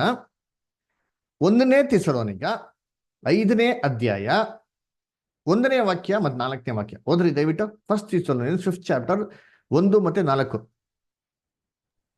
ಸಹೋದರರೇ, ಈ ಸಂಗತಿಗಳು ನಡೆಯಬೇಕಾದ ಕಾಲಗಳನ್ನು, ಗಳಿಗೆಗಳನ್ನು ಕುರಿತು ನಿಮಗೆ ಬರೆಯುವುದು ಅವಶ್ಯವಿಲ್ಲ. ಮೊಹಮ್ಮದರ್, ನೀವು ದಯವಿಟ್ಟು ನೆಕ್ಸ್ಟ್ ಟೈಮ್ ಬೇರೆಯವ್ರಿಗೆ ಓದಕ್ಕೆ ಅವಕಾಶ ಮಾಡ್ಕೊಡಿ, ಓಕೆನಾ? ಸೊ ಓದ್ಬಿಡಿ ಇವಾಗ, ನೆಕ್ಸ್ಟ್ ಟೈಮ್ ಬೇರೆಯವ್ರಿಗೆ ಅವಕಾಶ ಮಾಡಿ. ಏನ್ ಹೇಳ್ತಾರೆ? ಸಹೋದರಗಳೇ, ಈ ಸಂಗತಿಗಳು ನಡೆಯಬೇಕಂತ ವಿಚಾರಗಳನ್ನ ನಿಮ್ಗೆ ತಿಳಿಸಂತ ಅವಶ್ಯಕತೆ ಇಲ್ಲ ಅಂತ ಹೇಳ್ತಾರೆ. ನೆಕ್ಸ್ಟ್ ಬ್ರದರ್, ಆಮೇಲೆ 4ನೇ ವಚನ ಬ್ರದರ್, ಓದ್ರಿ 4ನೇ ವಾಕ್ಯ. ಆದರೆ ಸಹೋದರೇ, ಆ ದಿನವು ಕಳ್ಳನಂತೆ ನಿಮ್ಮ ಮೇಲೆ ಬರತಕ್ಕದ್ದಲ್ಲ, ನೀವು ಕತ್ತಲೆಯಲ್ಲಿರುವವರಲ್ಲ. ನೋಡ್ರ, ಏನಂತ ಹೇಳ್ತಾರಂದ್ರೆ, ಆ ದಿನವು ಕಳ್ಳಂತರ ನಿಮ್ಮ ಮೇಲೆ ಬರತಕ್ಕದ್ದಲ್ಲ ಅಂತ ಹೇಳ್ತಾರೆ. ಯಾವ ದಿನ ಬಗ್ಗೆ ಹೇಳ್ತಾರೆ? ಕ್ರಿಸ್ತನ 2ನೇ ಬರಿಕೆ ಬಗ್ಗೆ ಹೇಳ್ತಾರದು. ಸರಿ, 1ನೇ ಥೆಸಲೋನಿಕಲ್ಲಿ ಸಭೆಗೆ ಏನ್ ಬರ್ತಾರೆ? ಕ್ರಿಸ್ತನ 2ನೇ ಬರಿಕೆ ಬಗ್ಗೆ ಬರ್ತಾರೆ. ಬರ್ದಿದ ತಕ್ಷಣ ಏನಾಗೋಯ್ತು ಅಂತಂದ್ರೆ, ಸಭೆಯವರೆಲ್ಲ ಹೋಗ್ಬಿಟ್ಟು, ಓ ಕ್ರಿಸ್ತನ 2ನೇ ಬರಿಕೆ ಆಗೋಯ್ತು ಅಂತ ಏನ್ ಮಾಡ್ಬಿಟ್ರು? ನಂಬಕ್ಕೆ ಶುರು ಮಾಡ್ಬಿಟ್ರು. ಅದಕ್ಕೆ ಏನ್ ಮಾಡ್ತಾರೆ? ಅಪೊಸ್ತಲ ಪೌಲ್ ಅದನ್ನ ತಿತ್ತಾರೆ, ಹಂಗಲ್ಲಪ್ಪ, ದಯವಿಟ್ಟು ನೀವೇನ್ ಮಾಡಕ್ ಹೋಗ್ಬೇಡಿ, ಯಾರು ಕ್ರಿಸ್ತನ 2ನೇ ಬರಿಕೆ ಬಂದ್ಬಿಟ್ಟಿದೆ ಅಂತಾರೆ ದಯವಿಟ್ಟು ದಿಢೀರ್ ಅಂತ ನಂಬಕ್ ಹೋಗ್ಬೇಡಿ ಅಂತ ಏನ್ ಮಾಡ್ತಾರೆ? ಅದನ್ನ ನಂಬೋದಕ್ಕಿಂತ ಮುಂಚೆ ಎಷ್ಟೋ ಪ್ರಾಫಸಿಗಳೇನಬೇಕು, ಪ್ರವಾದನೆ ಮಾತುಗಳು ನೆರವೇರ್ಬೇಕು ಅಂತ ಹೇಳ್ಬಿಟ್ಟು ಕ್ರಿಸ್ತ ವಿರೋಧಿ ಫಸ್ಟ್ ಬರಬೇಕು ಅಂತ ಏನ್ ಮಾಡ್ತಾರೆ? 2nd ಥೆಸಲೋನಿಕಲ್ಲಿ ಬರೀತಾರೆ. ಅದಕ್ಕೆ ನೀವು ಓದ್ಬೇಕಾದ್ರೆ 2ನೇ ಥೆಸಲೋನಿಕ 2ನೇ ಅಧ್ಯಾಯ 1ರಿಂದ 3 ಏನ್ ಹೇಳ್ತಾರೆ? ಸಹೋದರರೇ, ನಮ್ಮ ಕರ್ತನಾದ ಯೇಸು ಕ್ರಿಸ್ತನ ಪ್ರತ್ಯಕ್ಷತೆ ವಿಷಯವಾಗಿಯೂ ನಾವು ಆತನ ಬಳಿಯಲ್ಲಿ ಕೂಡಿಕೊಳ್ಳುವರ ವಿಷಯವಾಗಿಯೂ ನಿಮಗೆ ಬೇಡಿಕೊಳ್ಳುವುದೇನೆಂದರೆ, ಕರ್ತನ ದಿನವು ಈಗಲೇ ಹತ್ತಿರವಾಯಿತೆಂಬುದು ದೇವರಾತ್ಮನ ಪ್ರೇರಿತವಾಗಿ ನುಡಿ ಇದೆ ಎಂಬುದಾಗಿ ಪೌಲನಾಗಲಿ ಆತರ ಹೇಳಿದ್ದಾನೆ ಎಂದು ಯಾರೋ ಹೇಳಿದ್ರೆ, ಈ ತರ ಬರ್ದಿದ್ದಾನೆ ಅಂತ ಹೇಳಿದ್ರೆ ಏನ್ ಮಾಡಕ್ ಹೋಗ್ಬಿಡಿ? ಫಸ್ಟ್ ನೀವು ಬೇಗನೆ ಬುದ್ಧಿಗೆಟ್ಟು ಚಂಚಲಾಗಿ ಕಳವಳಬೇಡಿರಿ. ಯಾಕೆ? ಆ ಒಂದು ದಿನ ಬರೋದಕ್ಕಿಂತ ಮುಂಚೆ ಏನ್ರಿ ಅಧರ್ಮ ಸ್ವರೂಪ ಏನಾಗಬೇಕು, ಬಯಲಿಗೆ ಬರಬೇಕು, ಫಸ್ಟ್ ಕ್ರಿಸ್ತ ವಿರೋಧಿ ಬರಬೇಕು ಅಂತ ಹೇಳ್ತಾರೆ. ಅದಕ್ಕೆ ನೋಡ್ಬೇಕಾದ್ರೆ ಈ ಒಂದು ಉದ್ದೇಶದಲ್ಲಿ ಬಂದಿರೋದು. ಅದಕ್ಕೆ ನೋಡ್ರಿ, ಇವಾಗ ಏನ್ ಹೇಳ್ತಾರೆ, ವಾಕ್ಯದ ಓದ್ಬೇಕಾರೆ ಕ್ರಿಸ್ತ ವಿರೋಧಿ ಎಲ್ಲಿ ಬರ್ತಾನೆ, ತಾನೇ ದೇವರಂದುಕೊಂಡು ದೇವರ ಗರ್ಭಗುಡಿಲಿ ಕೂತ್ಕೊತಾನಂತೆ ಅಲ್ವರ. ಅದನ್ನ ನೋಡಿದ್ದು 2:4 ಅಲ್ವರ. ಏನ್ರಿ ದೇವರ ಗರ್ಭಗುಡಿ, ಯಾರಪ್ಪ ದೇವರ ಗರ್ಭಗುಡಿ ಹೇಳ್ರಿ ನೀವೇ. ದೇವರ ಗರ್ಭಗುಡಿ ಅಂದ್ರೆ ಯಾರು? ನಮ್ ದೇಹ, ಹಾ, ನಮ್ ದೇಹ, ಯಾರ ದೇಹ? ಪಕ್ಕ ಮನೆಯವ್ರದ? ನಮ್ಮ ಯಾರ್ದು? ನಮ್ದು ಕರೆಯಲ್ಪಟ್ಟವ್ರದ್ದು. ಕರೆಕ್ಟ್. ಕಬೆ ಮಕ್ಳು ತಾನೆ, ನಾವು ತಾನೆ ಅಲ್ವರ. ಅಂದ್ರೆ ದೇವರ ಆಲಯ ಅಂದ್ರೆ ಯಾರು? ಯಾರು ದೇವರ ಆಲಯ ಅಂದ್ರೆ?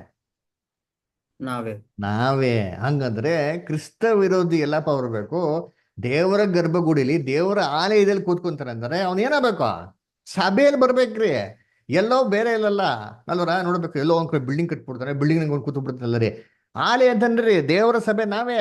ನಮ್ಮೊಳಗನೆ ಏನ್ ಮಾಡ್ಬೇಕು? ಕ್ರಿಸ್ತ ವಿರೋಧಿ ಬರ್ಬೇಕು. ಅದಕ್ಕೆ ಅಪೊಸ್ತಲ ಪೌಲ್ ಹೇಳೋದು ಏನ್ರಿ, 2ನೇ ಥೆಸಲೋನಿಕ 2ನೇ ಅಧ್ಯಾಯ 3ನೇ ವಾಕ್ಯದಲ್ಲಿ, ಯಾರೋ ಯಾವ ವಿಧದಲ್ಲಿಯೋ ನಿಮ್ಮನ್ನು ಮೋಸಗೊಳಿಸದಂತೆ ನೋಡಿಕೊಳ್ಳಿರಿ. ಯಾಕಂದ್ರೆ ಮೊದಲು ಏನಾಗಬೇಕು? ಮತಭ್ರಷ್ಟತೆ ಉಂಟಾಗಬೇಕು. ಎಲ್ಲ ಬೇಕು ಸಭೆಯೊಳಗಾಗಬೇಕು. ಯಾಕೆ ನೀವೇ ದೇವರ ಗರ್ಭಗುಡಿರಿ ಅಲ್ವರ. ಅವನು ಮತಭ್ರಷ್ಟ ಉಂಟಾಗ್ದಿರಾ ಹೊರಗಡೆ ಬರಕ್ ಸಾಧ್ಯ ಇಲ್ಲ. ಸಭೆ ಒಳಗಡೆ ಬಂದು ದುರ್ಬೋಧನೆ ಹೇಳಕ್ಕೇನಿಲ್ಲ, ಸಾಧ್ಯ ಇಲ್ಲ. ಅದಕ್ಕೆ ಫಸ್ಟ್ ಇದಾಗಬೇಕು ಅಂತ ಹೇಳ್ತಾರೆ. ಅವ್ನು ಹೆಂಗ್ ಬರ್ತಾನೆ ಬರ್ಬೇಕಾದ್ರೆ? ಅದನ್ನೇ ಅಪೊಸ್ತಲ ಪೌಲು ಅಪೊಸ್ತಲ ಕೃತ್ಯಗಳು 20ನೇ ಅಧ್ಯಾಯ ಹೇಳಿದ್ರು, ನಾನು ಹೋಗಿದ್ಮೇಲೆ ಏನ್ರಿ ಕ್ರೂರವಾದ ತೋಳಗಳು ನಿಮ್ಮೊಳಗೆ ಬರ್ತವೆ. ಹೆಂಗ್ ಬರ್ತಾವಂತೆ? ತೋಳಗಳು ಬರ್ತವ. ತೋಳಗಳು ಬಿಟ್ಟು ಕುರಿಗಳು ವೇಷ ಹಾಕಕ್ ಬರ್ತವ್ರಿ. ಅವ್ರ ಹಿಂಡನ್ ಏನ್ ಮಾಡಲ್ವಂತೆ? ಕನಿಕರ್ಸೋದಿಲ್ವಂತರಿ ಅಲ್ಲರ. ಅದೇ ನೋಡ್ಬೇಕಾರೆ ಏನ್ರಿ ಹೆಂಗಪ್ಪ ಬರ್ತಾರೆ ಅಂತಂದ್ರೆ, ನಿಮ್ಮೊಳಗೆ ಕೆಲವರು ವ್ಯತ್ಯಾಸ ಬೋಧನೆಗಳನ್ನ ಮಾಡಿ ಯೇಸು ಕ್ರಿಸ್ತನ ಶಿಷ್ಯರುಗಳನ್ನ ತನ್ನಿಂದ ಹೇಳ್ಕೊಂಡು ಹೋಗ್ತಾರಂತೆ. ಕ್ರಿಸ್ತನ ಯೇಸು ಫಾಲೋ ಮಾಡಪ್ಪ, ತನ್ನ ದಿನಕ್ಕೆ ಶಿಲ್ಬೆ ಎತ್ಕೊಂಡು ಹೋಗ್ತಾರೆ. ಇವ್ರು ಏನ್ ಮಾಡ್ತಾರೆ? ಈ ತರ ಮಾಡ್ತಾರೆ ಅವರ. ಇದನ್ನ ಯೇಸು ಕ್ರಿಸ್ತ ಏನ್ ಮಾಡಿದ್ರು, 2 ಸಾಮ್ಯಗಳಲ್ಲಿ ಈ ತರ ಆಗ್ತಿರೋ ಸಭೆಯಲ್ಲಿ ಅಂತ ಏನ್ ಮಾಡೋದು, ಫಸ್ಟ್ ನಮ್ಗೆ ವಾರ್ನಿಂಗ್ ಕೊಟ್ರು. ಅದರ ಈ ಒಂದು 2 ಸಾಮ್ಯಗಳನ್ನ ಓದೋಣ. ಇದು ಫಸ್ಟ್ ಕ್ಲಾಸಲ್ಲಿ ಓದಿದಿರಿ, ದಯವಿಟ್ಟು ಎಲ್ಲ ರೀಕಲೆಕ್ಟ್ ಮಾಡ್ಕೊಳ್ಳಿ ಅಲ್ವರ. ಇಲ್ಲಪ್ಪ ಅಂದ್ರೆ ಮತ್ತೆ 13ನೇ ಅಧ್ಯಾಯದಲ್ಲಿ 31 ಮತ್ತೆ 32ನೇ ವಾಕ್ಯ ಓದ ನೋಡಿರ್ತೀನಿ. ಇಲ್ಲಿ ಮ್ಯಾಥ್ಯೂ 13 ಚಾಪ್ಟರ್ 31 and 32. ಇಲ್ಲಿ ಜೇಕಬ್ ಬ್ರದರ್ ಇದರ ಲೈನಲ್ಲಿ, ಜೇಕಬ್ ಬ್ರದರ್, ವರುಣ್ ಬ್ರದರ್ ಓದ್ತೀನಿ ಬ್ರದರ್. ಓದಿ ಗೋಪಾಲ್ ಬ್ರದರ್ ಓದಿ. ಆತನು ಮತ್ತೊಂದು ಸಾಮ್ಯವನ್ನು ಅವರಿಗೆ ಹೇಳಿದನು, ಅದೇನೆಂದರೆ, ಪರಲೋಕ ರಾಜ್ಯವು ಸಾಸಿವೆ ಕಾಳಿಗೆ ಹೋಲಿಕೆಯಾಗಿದೆ. ಒಬ್ಬ ಮನುಷ್ಯನು ಅದನ್ನು ತೆಗೆದುಕೊಂಡು ಹೋಗಿ ತನ್ನ ಹೊಲದಲ್ಲಿ ಬಿತ್ತಿದನು. ಅದು ಎಲ್ಲಾ ಬೀಜಗಳಿಗಿಂತಲೂ ಸಣ್ಣದಾಗಿದೆ. ಬೆಳೆದ ಮೇಲೆ ಕಾಯಿ ಪಲ್ಯದ ಗಿಡಗಳಿಗಿಂತ ದೊಡ್ಡದಾಗಿ ಮರವಾಗುತ್ತದೆ. ಆಕಾಶದಲ್ಲಿ ಹಾರಾಡುವ ಪಕ್ಷಿಗಳು ಬಂದು ಅದರ ಕೊಂಬೆಗಳಲ್ಲಿ ವಾಸ ಮಾಡುತ್ತವೆ. ನೋಡ್ರ ಏನಪ್ಪ ಹೇಳಿದ್ರೆ, ಪರಲೋಕ ರಾಜ್ಯ ಒಂದು ಸಾಸಿವೆ ಕಾಳಿಗೆ ಏನಾಗಿದೆ? ಹೋಲಿಕೆಯಾಗಿದೆ. ಒಬ್ಬ ಮನುಷ್ಯ ತಗೊಂಡೋಗಿ ಏನ್ ಮಾಡ್ತಾನೆ? ಹೊಲದಲ್ಲಿ ಬಿತ್ತನೆ ಮಾಡದಂತೆ. ಅದೆಲ್ಲಾ ಕಾಯಿ ಪಲ್ಯ ಗಿಡಗಳಿಗಿಂತ ತುಂಬಾ ಚಿಕ್ಕದಾಗಿದ್ದು ಅದು ಬೆಳೆದ ಮೇಲೆ ದೊಡ್ಡ ಮರವಾಗೋಯ್ತು ಅಂತ ಏನ್ ಮಾಡ್ತಾರೆ ಹೇಳ್ತಾರೆ. ಹೆಂಗ್ ಮರ ಆಗೋಯ್ತು ಅಂದ್ರೆ, ಆಕಾಶದ ಪಕ್ಷಿಗಳ ಬಂದು ಗೂಡು ಮಾಡ್ಬಿಡ್ತು ಅಂತ ಹೇಳ್ತಾರೆ. ಏನರ್ಥ ಇದು? ನಮ್ಗೆ ಚೆನ್ನಾಗಿ ಗೊತ್ತು. ಆ ಮನುಷ್ಯ ಕುಮಾರ ಯಾರಂತೆ? ನಮ್ಮ ರಕ್ಷಕಂತ ಯೇಸು ಕ್ರಿಸ್ತು ಅದರ. ಆ ಬೀಜ ಅಂತಂದ್ರೆ ಏನಪ್ಪಾ ಅಂದ್ರೆ, ಸಾಸಿವೆ ಕಾಳು ಬೀಜ ಅಂದ್ರೆ ಏನಪ್ಪಾ? ಯೇಸು ಕ್ರಿಸ್ತು ಹೇಳ್ತಾರೆ, ನಿಮ್ ವಿಶ್ವಾಸ ಎಷ್ಟಿರ್ಬೇಕು? ಸಾಸಿವೆ ಕಾಳು ಅಷ್ಟಿರ್ಬೇಕು ಅಷ್ಟೇ. ನೋಡೋಣ, ನೋಡಿ ಬೈಬಲ್ ಡಿಕ್ಷನರಿ ಇಲ್ಲಿ ಸ್ವಲ್ಪ ಅಲ್ಲಿ ಸ್ವಲ್ಪ, ಬೈಬಲ್ ಹುಡುಕಿ ಏನ್ ಮಾಡೋದು ನಾವು ಓದ್ಬೇಕು. ಯವನ ಶಾಸ್ತ್ರ ಹುಡುಕಿ ಓದಿ ಅಂತ ಹೇಳ್ತಾರಲ್ಲ. ಅಂದ್ರೆ ಸತ್ಯವೇದದಲ್ಲಿ ಸಾಸಿವೆ ಕಾಳು ಅಂದ್ರೆ ನಂಬಿಕೆ ರೀ, ಕ್ರೈಸ್ತ ನಂಬಿಕೆನ ಯೇಸು ಕ್ರಿಸ್ತು ಭೂಲೋಕದಲ್ಲಿ ಮಾಡಿದ್ರು, ಬಿತ್ತನೆ ಮಾಡಿದ್ರಿ. ಇದು ಬಿತ್ತನೆ ಮಾಡೋಂಥ ಉದ್ದೇಶ ಏನಂತಂದ್ರೆ, ಅದ್ ಹೆಂಗಿರ್ಬೇಕಂತೆ? ಸಾಸಿವೆ ಗಿಡವಾಗಿರ್ಬೇಕು. ಇದೇನಾಗ್ಬಿಡ್ತು ಅಂತಂದ್ರೆ, ಈ ಗಿಡ ಬೆಳೆದ್ಬಿಟ್ಟು ಏನಾಗ್ಬಿಡ್ತಂತೆ? ಮರ ಆಗ್ಬಿಡ್ತಂತೆ. ಆದ್ರೆ ಯೋಚನೆ ಮಾಡಿದ್ದೀನಿ, ಇವಾಗ ಕ್ರೈಸ್ತ ಧರ್ಮ ಒಂದು ಬಿತ್ತನೆ ಮಾಡಂತ ಯೇಸು ಕ್ರಿಸ್ತನ ಉದ್ದೇಶ ಏನು? ಇಡೀ ಲೋಕನೆಲ್ಲ ಕನ್ವರ್ಟ್ ಮಾಡ್ಬೇಕು ಅಂತಾನ ಹೇಳ್ರಿ. ಯೇಸು ಕ್ರಿಸ್ತು ಸುವಾರ್ತೆನ ಲೋಕದಲ್ಲಿ ಬಿತ್ತನೆ ಮಾಡಿದ್ರು. ಶಿಷ್ಯರುಗಳಿಗೆ ಲೋಕದ ಕಟ್ಟೆಕಡೆ ಸುವಾರ್ತೆ ಸಾರಿ ಅಂತಂದ್ರೆ ಏನಕ್ಕೆ? ಲೋಕನೆಲ್ಲ ಕನ್ವರ್ಟ್ ಮಾಡಿ ಅಂತಂದ್ರ. ಲೋಕನೆಲ್ಲ ಇವಾಗೇ ನೀವು ಕನ್ವರ್ಟ್ ಮಾಡಿ ಎಲ್ಲರೂ ಇವಾಗೆ ಕ್ರೈಸ್ತವ್ರಾಗ ಮಾಡ್ಬಿಡಿ ಅಂತಂದ್ರ ಅಂದವ್ರ?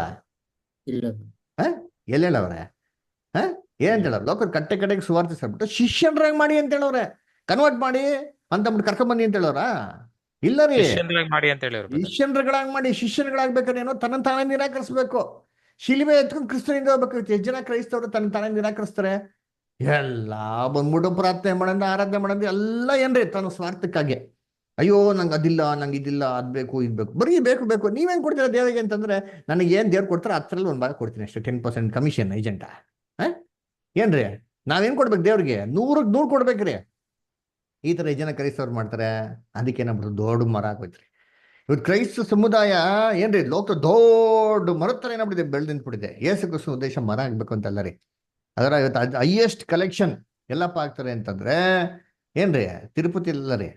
ಎಲ್ಲಿ ಗೊತ್ತಾಗೋದು, ವ್ಯಾಟಿಕನ್ ಸಿಟಿಯಲ್ಲಿ ಹೈಯೆಸ್ಟ್ ವರ್ಲ್ಡ್ಸ್ ಕಾಂಟ್ರಿಬ್ಯೂಷನ್ ಬರೋದೇ ಇಲ್ಲ ಅಂದ್ರೆ ವ್ಯಾಟಿಕನ್ ಸಿಟಿಯಲ್ಲಿ ರೀ. ದೊಡ್ಡ ಸಂಸ್ಥೆ ಆಗ್ಬಿಡ್ತದೆ ಕ್ರೈಸ್ತ ಸಮುದಾಯ. ಆಕಾಶ ಅಂತ ಎಲ್ಲ ಪಕ್ಷಿಗಳು ಏನಾಗ್ಬಿಡ್ತದೆ, ಬಂದು ಗೂಡು ಮಾಡ್ಕೊಂಡ್ಬಿಡ್ತು. ಪಕ್ಷಿಗಳನ್ನೇನೋ ಬೈಬಲಲ್ಲಿ ಪಕ್ಷಿಯನ್ನೇನು ಸತ್ಯವಿದ್ದಲ್ಲ ಅರ್ಥ, ಸೈತಾನ. ಸೇತಾನ. ಬಿತ್ತುವನ ಸಮಯದಲ್ಲಿ ಯೇಸು ಕ್ರಿಸ್ತ ಹೇಳ್ತಾರಲ್ಲ, ಅದರ ಬೀಜ ದಾರಿ ಮಗಿಲಲ್ಲಿ ಬಿತ್ತು, ಆಕಾಶದ ಪಕ್ಷಿ ಬಂದು ಏನ್ ಮಾಡ್ತು, ಎತ್ಕೊಂಡು ಹೋಗ್ಬಿಡ್ತು ಅಂದ್ರೆ ಏನ್ರಿ, ವಾಕ್ಯ ಕೇಳ್ತಾ ಇರ್ಬೇಕಾನೆ ಸೇತಾನ ಏನ್ ಮಾಡ್ತಾನೆ, ಕ್ರಿಯೆ ಮಾಡ್ತಾನೆ. ಇವಾಗ ನಿಮ್ಮಲ್ಲಿ ಜನ ಕ್ರಿಯೆ ಮಾಡ್ತಾವ್ರೆ. ಎಷ್ಟು ಜನ ಗುಬ್ಬಚ್ಚಿಗಳು ಬಂದೈತೆ ಯೋಚನೆ ಮಾಡ್ರಿ. ವಾಕ್ಯ ಕೇಳ್ತಾ ಇದ್ದಾರೆ ಗಮನಿಸಿ, ಇಲ್ಲ ಸುಮ್ಮನೆ ವಾಕ್ಯನ ಈ ಕಿವಿನ ಕೇಳ ಕಿವಿನ ಬಿಡ್ತಾ ಇದ್ದೀರಾ? ಯೋಚನೆ ಮಾಡ್ರಿ ಇದ್ರಿ, ಗಮನಿಸಿ ಕೇಳಬೇಕು ದೇವ್ರ ಮಕ್ಳರಿ. ಸೇತಾನ ಹೆಂಗ್ ಗೊತ್ತಾ ಮಾಡ್ತಾನೆ, ಕಾಯ್ತಾ ಇರ್ತಾನ್ರಿ ಇದ್ರಿ, ಏನ್ರಿ ಯಾರಿಂದ ವಾಕ್ಯನ ಕಿತ್ಕೊಂಡು ಹೋಗ್ಲಿ ಅಂತ ಅಂದ್ಬಿಟ್ಟು. ಅದರ ಅದಕ್ಕೆ ನೋಡ್ಬೇಕಾರೆ ಇವೆಲ್ಲ ಪಕ್ಷಿಗಳು ಬಂದು ಎಲ್ಲಿ ಸೆಟ್ಲ್ ಆಗ್ಬಿಡ್ತು ಅಂದ್ರೆ ಏನ್ರಿ, ಯಾವುದೇ ಮೆಕ್ಕಾ ಮದಿನಾ ಮಾಸ್ಕು ದೇವಾಲಯದಲ್ಲ ರೀ, ಸಭೆಯಲ್ಲಿ ಬಂದಿನಾಗ್ಬಿಟ್ಟ ಸೇತಾನ ಸೆಟ್ಲ್ ಆಗ್ಬಿಟ್ಟ ರೀ. ಅದಕ್ಕೆ ದೇವ್ರು ಹೇಳ್ತಾರೆ ಇದಕ್ಕೆ ಏನ್ರಿ, ಎಲ್ಲ ಅಶುದ್ಧ ಬೋಧನೆಗಳಿಗೆ ಆಶ್ರಯ ಅಂತ ಹೇಳ್ತಾರೆ. ಇಲ್ಲಿ ಓದ ನೋಡಿ, ಪ್ರಕಟಣೆ 18:2 ಓದಿ. ಪ್ರಕಟಣೆ 18ನೇ ಅಧ್ಯಾಯ 2ನೇ ವಾಕ್ಯ ಓದಿದ್ರಿ.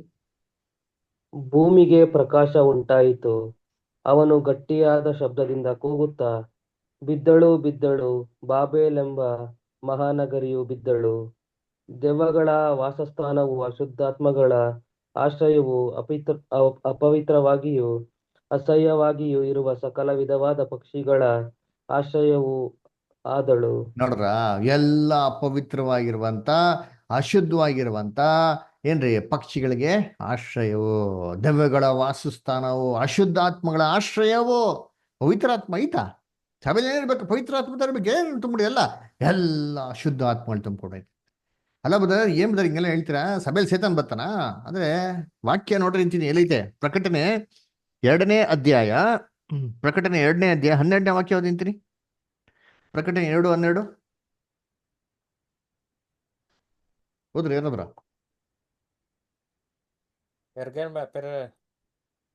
ಪ್ರಕಟಣೆ 2:12 ಇಲ್ಲಿ ನಮ್ಮ ವರುಣ್ ಬ್ರದರ್, ಸೈಮನ್ ಸುಸಲಿಕರ್ ಬ್ರದರ್. ಪರ್ಗಮದಲ್ಲಿರುವ ಸಭೆಯ ದೂತನಿಗೆ ಬರೆ. ಪರ್ಗಮದಲ್ಲಿರುವ ಸಭೆ ದೂತನಿಗೆ ಬರೆ. ಇವಾಗ 13ನೇ ವಾಕ್ಯ ಓದಿಂತೀನಿ ನೆಕ್ಸ್ಟ್. ಹದವಾದ ಇಬ್ಬಾಯಿ ಕತ್ತಿಯನ್ನು ಹಿಡಿದಾತನು ಹೇಳುವುದೇನೆಂದರೆ, ನೀನು ವಾಸ ಮಾಡುವ ಸ್ಥಳವನ್ನು ಬಲ್ಲೆನು, ಅದು ಸೈತಾನನ ಸಿಂಹಾಸನವಿರುವ ಸ್ಥಳವಾಗಿದೆ. ಏನಪ್ಪ ಸಭೆ ಎಲ್ಲೈತಂತೆ? ಸೈತಾನನ ಸಿಂಹಾಸನವಿರುವ ಏತಾನ ಬಂದ್ಬಿಟ್ಟು ಅವಾಗ ವಿಸಿಟ್ ಮಾಡೋತಾರೆ, ಪರವಾಗಿಲ್ಲ ರೀ. ಏನ್ ಮಾಡ್ತಾರೆ, ಸಿಂಹಾಸನ ಟೆಂಕಿ ಹಾಕ್ಬಿಟ್ಟು ಅಂತಂದ್ರೆ ಪಕ್ಷಿಗಳು ಏನ್ ಮಾಡ್ತಂತೆ, ಯೇಸು ಕ್ರಿಸ್ತ ಅಂದ್ರು ಗೂಡು ಮಾಡ್ಬಿಟ್ಟು.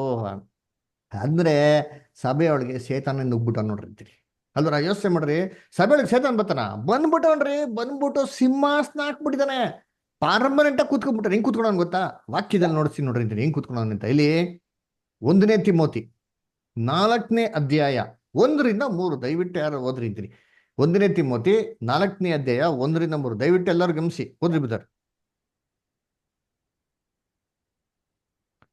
ಆದರೂ ಮುಂದಣ ದಿನಗಳಲ್ಲಿ ಕೆಲವರು ವಂಚಿಸುವ ಆತ್ಮಗಳ ನುಡಿಗಳಿಗೂ ದೆವ್ವಗಳ ಬೋಧನೆಗಳಿಗೂ ಲಕ್ಷ್ಯ ಕೊಟ್ಟು ಕ್ರಿಸ್ತ ನಂಬಿಕೆಯಿಂದ ಭ್ರಷ್ಟರಾಗುವರೆಂದು ದೇವರಾತ್ಮನು ಸ್ಪಷ್ಟವಾಗಿ ಹೇಳುತ್ತಾನೆ. ದೇವರ ಆತ್ಮನು ಬಹು ಸ್ಪಷ್ಟವಾಗಿ ಏನಪ್ಪ ಹೇಳ್ತಾನೆ, ಕಡೆ ಕಾಲದಲ್ಲಿ ಕೆಲವರು ವಂಚಿಸುವ ಆತ್ಮಗಳಿಗೆ, ಪವಿತ್ರ ಆತ್ಮಗಳಿಗೆಲ್ಲ ರೀ, ದೆವ್ವಗಳ ಬೋಧನೆಗಳಿಗೂ ಏನ್ರಿ ಲಕ್ಷ್ಯ ಕೊಡ್ತಾರಂತೆ.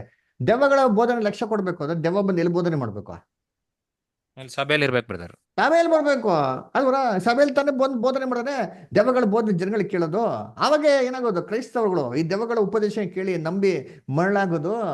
ಅದೇ ಹೇಳ್ತೊಂಡಿ ಸತ್ಯವಿದ್ದಲ್ಲಿ ದೆವ್ವಗಳ ಬೋಧನೆಗಳಿಗೆ ಕಿವಿಗೊಟ್ಟಿ ಏನ್ ಮಾಡ್ತಾ ಇದ್ದೆ ನೆಕ್ಸ್ಟ್ ಮುಂದಕ್ಕೆ ಭ್ರಷ್ಟರಾಗುವರೆಂದು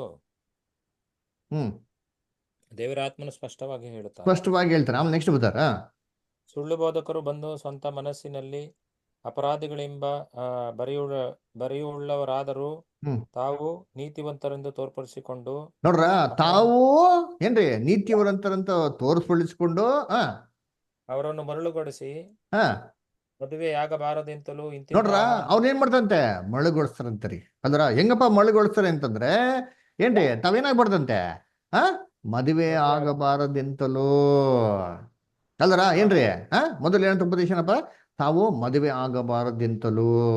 ಆಮೇಲೆ ನೆಕ್ಸ್ಟ್ ಇಂತಿಂತ ಆಹಾರವನ್ನು ತಿನ್ನಬಾರದೆಂತಲೂ ಹೇಳುವರು. ಇಂತಿಂತ ಆಹಾರ ಏನ್ ಮಾಡ್ಬಿಡದ್ರಿ, ತಿನ್ನಬಾರದೆಂತಲೂ ಅಂತ ಏನ್ ಮಾಡ್ತಾರಂತೆ. ಆದರೆ ಯಾರು ನಂಬುವವರಾಗಿದ್ದು ಸತ್ಯವನ್ನು ಗ್ರಹಿಸಿದ್ದಾರೋ ನೋಡ್ರ, ಆ ಉಪದೇಶಕರು ಬೋಧನೆ ಮಾಡ್ತಾರಂತೆ. ಏನಪ್ಪಾ ಅಂತಂದ್ರೆ, ತಾವು ಮದುವೆ ಆಗಬಾರದೆಂತಲೂ ಅಲ್ಲರ ಏನ್ರಿ, ಇಂತಿಂತ ಆಹಾರನ ತಿನ್ನಬಾರದಂತಲೂ ಆ ಒಂದು ಉಪದೇಶಕರು ಬೋಧನೆ ಮಾಡ್ತಾರೆ. ಇವಾಗ ನೀವ್ ಹೇಳ್ರಿ, ಇವಾಗ ಮದುವೆ ಆಗ್ಬೋದಾ ಆಗ್ಬಾರ್ದಾ?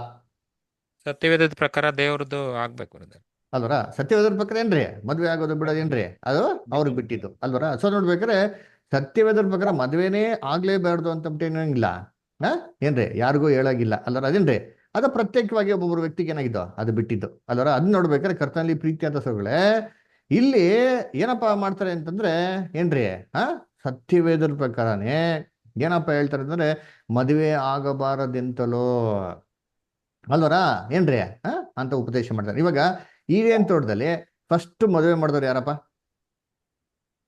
ಹೇಳ್ರಿ? ಈಡೇನ್ ತೋಟದಲ್ಲಿ ಫಸ್ಟ್ ಮದುವೆ ಮಾಡಿದವ್ರು ಯಾರು? ದೇವ್ರೆ. ದೇವ್ರೆ ಅಲ್ವರ. ಹಂಗಿರ್ಬೇಕಾರೆ ದೇವ್ರೇ ಮದುವೆ ಆಗ್ಬೇಡ ಅಂತ ಅಂದ್ಬಿಟ್ಟು ಎಲ್ಲಪ್ಪ ಉಪದೇಶ ಕೊಡ್ತಾರ?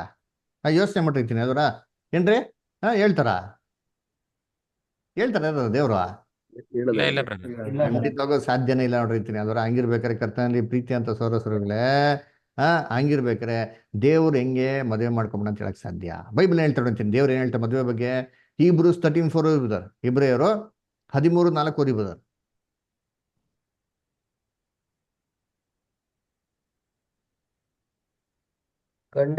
ಗಂಡ ಹೆಂಡರ ಸಂಬಂಧವು ನಿಷ್ಕಳಂಕವಾಗಿರಬೇಕು. ಜಾರರಿಗೂ ವ್ಯಭಿಚಾರಿಗಳಿಗೂ ದೇವರು ನ್ಯಾಯ ತೀರಿಸುವನೆಂದು ತಿಳುಕೊಳ್ಳಿರಿ. ನೋಡ್ರ ಏನ್ರಿ ಹೇಳ್ತಾರಲ್ಲಿ ಬಹು ಸ್ಪಷ್ಟವಾಗಿ ಏನ್ರಿ ಹೆಂಗಿರ್ಬೇಕಂತೆ? ಗಂಡ ಹೆಂಡರ ಮದುವೆ ಹೆಂಗಿರ್ಬೇಕಂತೆ? ನಿಷ್ಕಳಂಕವಾಗಿರ್ಬೋದು. ನಿಷ್ಕಳಂಕವಾಗಿರ್ಬೇಕು ಅಲ್ವರ. ಹಂಗಿರ್ಬೇಕಾರೆ ದೇವ್ರು ಬಂದ್ಬಿಟ್ಟು ಏನ್ರಿ ಎಲ್ಲೋ ಮದುವೆ ಮಾಡ್ಕೊ ಅಂತ ಏನ್ ಮಾಡಕ್ ಹೋಗಿಲ್ಲ, ಮದುವೆ ಮಾಡ್ಕೊಂಬೇಡ ಅಂತ ಏನ್ ಮಾಡಕ್ ಹೋಗಿಲ್ಲ, ಎಲ್ಲೋ ನಮ್ಗೆ ಪ್ರಮಾಣ ಕೊಡ್ಲಿಲ್ಲ ರೀ.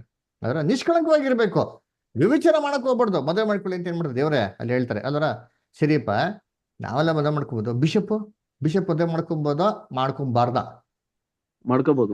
ಮಾಡ್ಕೊಬೋದು ಅದರ. ಐತಾ ಬೈಬಲ್ ಅಲ್ಲಿ?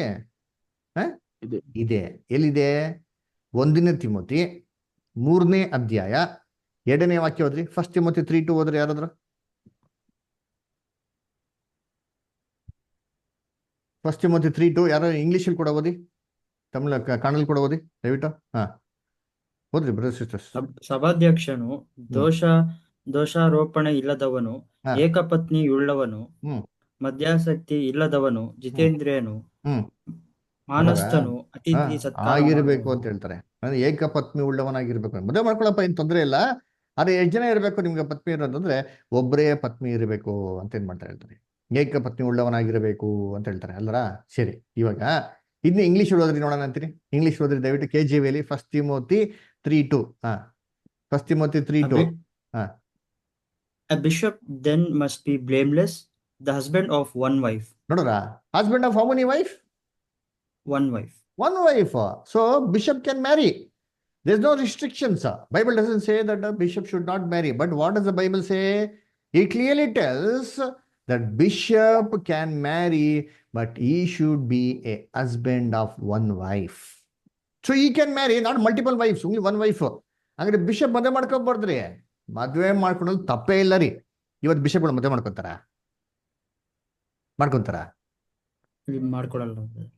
ಮಾಡ್ಕೊಡಲ್ಲ. ಯಾಕೆ?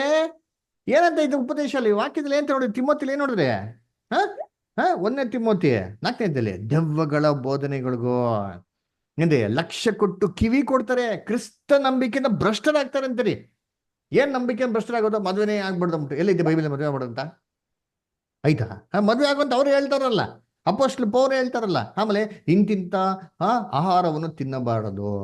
ಇವಾಗ ಕ್ರೈಸ್ತವರು ಮಾಂಸ ಯಾವ ದಿನ ತಿನ್ನಲ್ಲಪ್ಪ? ಕ್ರೈಸ್ತವರು ಮಾಂಸ ಯಾವ ದಿನ ತಿನ್ನಲ್ಲ? ನೀವೆಲ್ಲ ದಿನ ಬರಸ್ತೀರಾ? ಎಲ್ಲ ದಿನ ತಿಂತೀವಿ ಬ್ರದರ್. ಇಲ್ಲ ದಿನ. ಸರಿ, ಯಾರು ರೋಮನ್ ಕ್ಯಾಥಲಿಕ್ ಇದಾರಾ? ರೋಮನ್ ಕ್ಯಾಥಲಿಕ್ಸ್ ಯಾರೋ ಇದಾರ ಇಲ್ಲಿ ಲೈನ್ ನಲ್ಲಿ? ಯಾರೋ ಇದಾರ? ಎಲ್ಲ ದಿನ ನೀವೆಲ್ಲ ತಿಂತಿರ್ಬೋದು. ಎಲ್ಲ 7 ದಿನ ಬೆಳ್ಳುಳ್ಳಿ ತಿನ್ಬಾರ್ದು ಅಂತಾರೆ ಬ್ರದರ್. ಅದು ನಮ್ ಕ್ರೈಸ್ತವ್ರು ಹೇಳಲ್ಲ. ಕ್ರೈಸ್ತವರು ಹೆಂಗ್ ಗೊತ್ತಾ ಹೇಳ್ತಾರೆ, ಮಾಂಸಾನ ಯಾವತ್ತು ತಿನ್ಬಾರ್ದು ಅಂದ್ರೆ ಲೆಂಟ್ ಡೇಸ್ ಅಂತ ಹೇಳ್ತಾರೆ. ಲೆಂಟ್ ಡೇಸ್ ಅಂದ್ರೆ ಆ ಗುಡ್ ಫ್ರೈಡೇ ಬರ್ತಲ್ಲ, ಅದಕ್ಕಿಂತ ಮುಂಚೆ 40 ಡೇಸ್ ಅಲ್ಲಿ ತಿನ್ಬಾರ್ದು ಅಂತ ಹೇಳ್ತಾರೆ. ಆಮೇಲೆ ಫ್ರೈಡೇಸ್ ಏನ್ ಮಾಡಲ್ಲ, ತಿನ್ನಲ್ಲ. ಯಾಕೆ? ಯೇಸು ಕ್ರಿಸ್ತನ ಸತ್ತಿದ್ ಯಾವತ್ತಾ? ಶುಕ್ರವಾರ. ಶುಕ್ರವಾರ. ಅಯ್ಯೋ ಅದ್ ಮಾಂಸ ತಿನ್ಬಾರ್ದಪ್ಪ ಅನ್ಬಿಟ್ಟು ಅಲ್ವರ ಭಾನುವಾರ ಎಲ್ಲ ಸೇರಿ ಹೊಡ್ಬಿಡೋದು ಅನಿಸೆ ಬ್ಯಾಟಿಂಗ್.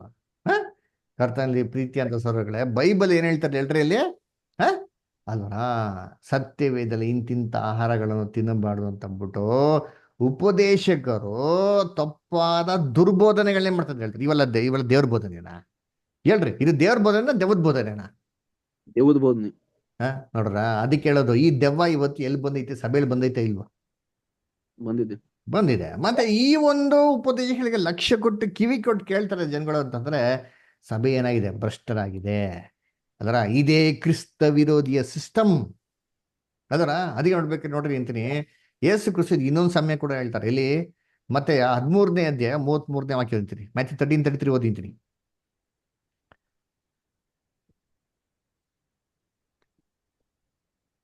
ಮತ್ತೊಂದು ಸಾಮ್ಯವನ್ನು ಅವನಿಗೆ ಹೇಳಿದನು, ಅದೇನೆಂದರೆ, ಪರಲೋಕ ರಾಜ್ಯವು ಹುಳಿ ಹಿಟ್ಟಿಗೆ ಹೋಲಿಕೆಯಾಗಿದೆ.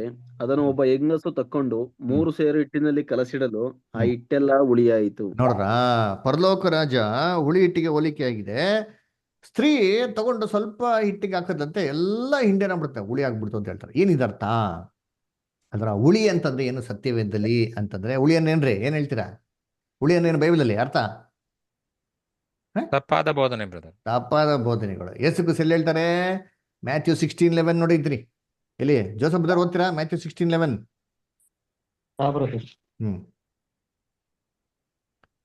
ನಾನು ರೊಟ್ಟಿಯನ್ನು ಕುರಿತು ಮಾತಾಡಲಿಲ್ಲವೆಂಬುದು ನಿಮಗೆ ತಿಳಿಯದೆ ಇರುವುದು ಹೇಗೆ? ಎಚ್ಚರಿಕೆ, ಫರಿಸಾಯರ ಮತ್ತು ಸದ್ದುಕಾಯರ ಹುಳಿ ಹಿಟ್ಟಿನ ವಿಷಯದಲ್ಲಿ ಜಾಗರೂಕರಾಗಿರಿ ಎಂದನು. ನೋಡ್ರ, ಫರಿಸಿಯರ ಸದಸ್ಯರ ಹುಳಿ ಹಿಟ್ಟಿನ ಬಗ್ಗೆ ನೀವು ಜಾಗರೂಕತೆ ಆಗಿರ್ರಿ. ಅವರ ಒಂದು ದುರುಪದೇಶಗಳ ಬಗ್ಗೆ ನೀವು ಜಾಗರೂಕತೆ ಆಗಿರಿ ಅಂತ. ಹಾಗಾದ್ರೆ ಹುಳಿ ಅಂತ ಏನಪ್ಪಾ ಅಂದ್ರೆ ಫರಿಸಿಯರ ಸದಸ್ಯರ ದುರ್ಬೋಧನೆಗಳ್ರಿ. ಇದ್ರ ಬಗ್ಗೆ ನೀವೇನಾಗಿರಿ, ಎಚ್ಚರಿಕೆ ಇರಿ ಅಂತ ಹೇಳ್ತಾರೆ. ಅಂದ್ರೆ ಏನಪ್ಪಾ ಮಾಡುದು ಅಂದ್ರೆ, ಸ್ತ್ರೀ ಸಭೆ ಒಂದು ಕಾಲದಲ್ಲಿ ಏನ್ ಮಾಡ್ತಾರೆ, ತನಗೆ 3 ಹಿಡಿ ಹಿಟ್ಟಂತ ಕೊಟ್ಟಿದ್ರಿ. ಯಾವ್ದಪ್ಪ ಅದು? ಪ್ರೀತಿ, ನಂಬಿಕೆ, ನಿರೀಕ್ಷೆ ಅಂತ 3 ಏನಾಗಿದೆ ಕೊಟ್ಟಿದ್ದು ಸಭೆಗೆ. ಕರೆಕ್ಟಾ? 1ನೇ ಕೊರಿಂಥ 13:13 ಹೇಳ್ತಲ್ಲ, ನಮಗೇನಾಗಿದೆ ಇವಾಗ? ನಂಬಿಕೆ, ಪ್ರೀತಿ, ನಿರೀಕ್ಷೆ ಇದೆ. ಇದ್ರಲ್ಲಿ ಎಲ್ಲದಕ್ಕಿಂತ ದೊಡ್ಡದು ಯಾವ್ದಂತೆ? ಪ್ರೀತಿ ಅಂತ ಹೇಳ್ತಾರೆ. ಅದರ ಇವಾಗ ಏನ್ ಮಾಡ್ತು, ಸುಳ್ಳು ಸಭೆ ಬಂದ್ಬಿಟ್ಟು ಸ್ವಲ್ಪ ಹುಳಿ ಅಂದ್ರೆ ಸ್ವಲ್ಪ ದುರ್ಬೋಧನೆಗಳನ್ನ ಪ್ರೀತಿಗೂ ನಿರೀಕ್ಷೆಗೂ ನಂಬಿಕೆಗೆ ಆಯ್ತ್ರಿ. ಇಡೀ ಹಿಟ್ಟೇನಾಗ್ಬಿಡ್ತು, ಫುಲ್ ಸ್ಪಾಯ್ಲ್ ಆಗ್ಬಿಡ್ತೀರಿ. ಇವಾಗ ನಾವು ತಿನ್ನಂತ ಆಹಾರಕ್ಕೆ ನಾವು ಹುಳಿ ಹಾಕಂತೀರಾ? ಯೋಚನೆ ಮಾಡ್ರಿ. ದಿನ ಅನ್ನಕ್ಕೆ ಸಾಂಬಾರ್ಗೆ ಹುಳಿ ಹಾಕ್ಬಿಟ್ಟು ತಿಂತೀರಾ? ಈಸ್ಟ್ ಹಾಕ್ತೀರಾ? ಏನೋ ಮೊಸರಿಗೆ ಹಾಕ್ತೀರಿ, ಅದು ಎಷ್ಟು ದಿನ ತಿನ್ಬೋದು? 1ನೇ ದಿನ. ದೋಸೆಗೆ ಹಾಕ್ತೀರಿ, ಅದು 1 ದಿನ 2 ದಿನ ಅಷ್ಟೇ. ಆಮೇಲೆ ಏನ್ ಮಾಡಕ ತಿನ್ನಕತ್ತದ? ನಮ್ಮ ಆಹಾರನ ಕೆಡಿಸ್ಬಿಡ್ತಿರೋದು. ಅದೇ ತರ ದುರುಪದೇಶಗಳು ಸಭೆಯಲ್ಲಿರಂತಾವು ನಿಜವಾದ ಒಂದು ಆಹಾರಗಳನ್ನ ಕೆಡಿಸ್ಬಿಡ್ತಾರೆ. ಪ್ರೀತಿ ಅದರ ಏನಾಗ್ಬಿಡ್ತು? ಪ್ರೀತಿನೇ ಒಟ್ಟಾಯ್ತ್ರಿ ಸಭೆಯಲ್ಲಿ. ದೇವ್ರ ಮೇಲೆ ಪ್ರೀತಿನೇ ಇಲ್ಲ ರೀ. ಏನ್ ಪ್ರೀತಿ ಬಂದ್ಬಿಡ್ತು? ಲೋಕದ ಮೇಲೆ ಪ್ರೀತಿ, ದೇವ್ರ ಮೇಲೆ ಭಯ ಬಂತು ರೀ. ಭಯ ಭಕ್ತಿನೇ ಇಲ್ಲ ಸಭೆಯಲ್ಲಿ. ನೋಡ್ರಿ ಹೆಂಗಿನಂತೆ ಏಷಯ 29:13. ಏಷಯ 29:13. ಜೇಕಬ್ ಬ್ರದರ್, ಯಾಕೆ ನಮ್ ಜೇಕಬ್ ಬ್ರದರ್ ಓದ್ತಾನಿಲ್ಲ ಇವತ್ತು? ಸೈಲೆಂಟ್ ಆಗ್ಬಿಟ್ಟಾರೆ. ಸರಿ, ಸೊಸಾಲಿಕರ್ ಸೈಮನ್ ಬ್ರದರ್ ಲೈನ್ ಇದ್ರೆ ಓದ್ಬೋದಾ? ಮುತ್ತುರಾಜ್ ಬ್ರದರ್, ಸರಿ ಓದ್ರಿ ಬ್ರದರ್. ಯೆಶಾಯ 29:13 29:13 ಬ್ರದರ್. ಮತ್ತು ಯೆಹೋವನು ಈ ಜನರು ಮಾತಿನಿಂದ ನನ್ನನ್ನು ಸಮೀಪಿಸಿ ತುಟಿಯಿಂದ ನನ್ನನ್ನು ಸನ್ಮಾನಿಸುತ್ತಾರೆ, ಮನಸ್ಸನ್ನು ದೂರ ಮಾಡಿಕೊಂಡು ಬಾಯಿಪಾಠವಾಗಿ ಕಲ್ತಿರುವ ಮನುಷ್ಯರ ಆಜ್ಞೆಗೆ ಸರಿಯಾದ ಭಯಭಕ್ತಿಯನ್ನು ಮಾತ್ರ ನನ್ನಲ್ಲಿ ಇಟ್ಟಿದ್ದಾರೆ. ನೋಡ್ರ, ಎಷ್ಟು ಕ್ಲೀನ್ ಹೇಳ್ತಾರೆ ಇವತ್ತು ಸಭೆಲಿರಂತ ಪ್ರಾಕ್ಟಿಕಲ್ ಸಿಚುವೇಶನ್ ರೀ. ಅದರ ದೇವರ ಭಯ ಭಕ್ತಿನೇ ಇಲ್ಲಂತ್ರಿ. ಸುಮ್ಮನೆ ಕಾಡಿದ್ರೆ ಬೈಬಲ್ ಇಟ್ಕೊಂಡು ಸಭೆಗೆ ಹೋಗೋದ್ರಿ ಅಲ್ವರ. ಆದ್ರೆ ಎಲ್ಲಾ ಮನುಷ್ಯರು ಕಳ್ಸ್ಕೊಂಡಂತ ಭಯ ಭಕ್ತಿ, ಅಯ್ಯೋ ನೋಡಪ್ಪ ನೀನ್ ಸಭೆ ನೋಡಿದ್ರೆ ದೇವ್ರು ನಿನ್ ನ್ಯಾಯ ತೀರ್ಪು ಮಾಡ್ಬಿಡ್ತಾರೆ, ಇರೋದೆಲ್ಲ ಕಳ್ಕೊಂಡ್ಬಿಡ್ತೀಯಾ, ನರ್ಕಕ್ಕೆ ಹಾಕ್ಬಿಡ್ತಾರೆ ಅಂತ ಅಂದ್ಬಿಟ್ಟು ಅದಕ್ಕೋಸ್ಕರ ಹೋಗೋದು ಬೈಕೆ. ಅಯ್ಯೋ ದೇವ್ರು ನರ್ಕಕ್ಕೆಲ್ಲ ಹಾಕ್ಬಿಡ್ತಾರೆ ಅಂದ್ಬಿಟ್ಟು. ನಿಮ್ ಸಭೆಗೆ ಹೋಗ್ಬಿಟ್ರೆ ದೇವ್ರ ನರ್ಕದಿಂದ ತಪ್ಪಿಸ್ಬಿಡ್ತಾರೆ ಅಂದ್ಬಿಟ್ಟು. ನರ್ಕ ಅಂದೇನೋ ನಾನು ಸತ್ಯವಾದಲ್ಲಿ ಅರ್ಥ ನೋಡಿದಿರಿ, ಅದು ಗೊತ್ತಿಲ್ಲ. ಅದರ ಕರ್ತನಲ್ಲಿ ಪ್ರೀತಿ ಅಂದ್ಕೊಳ್ಳೆ ಏನ್ರಿ, ಮನುಷ್ಯರು ಕಳ್ಸಿಕೊಟ್ಟಿರೋಂಥ ಬಾಯಿ ಪಾಠ ರೀ. ಅದಕ್ಕೋಸ್ಕರ ಮಾಡ್ತಾರೆ ಹೊರತು ನಿಮಗೆ ನಿಜವಾದ ಪ್ರೀತಿನೇ ಇಲ್ಲ.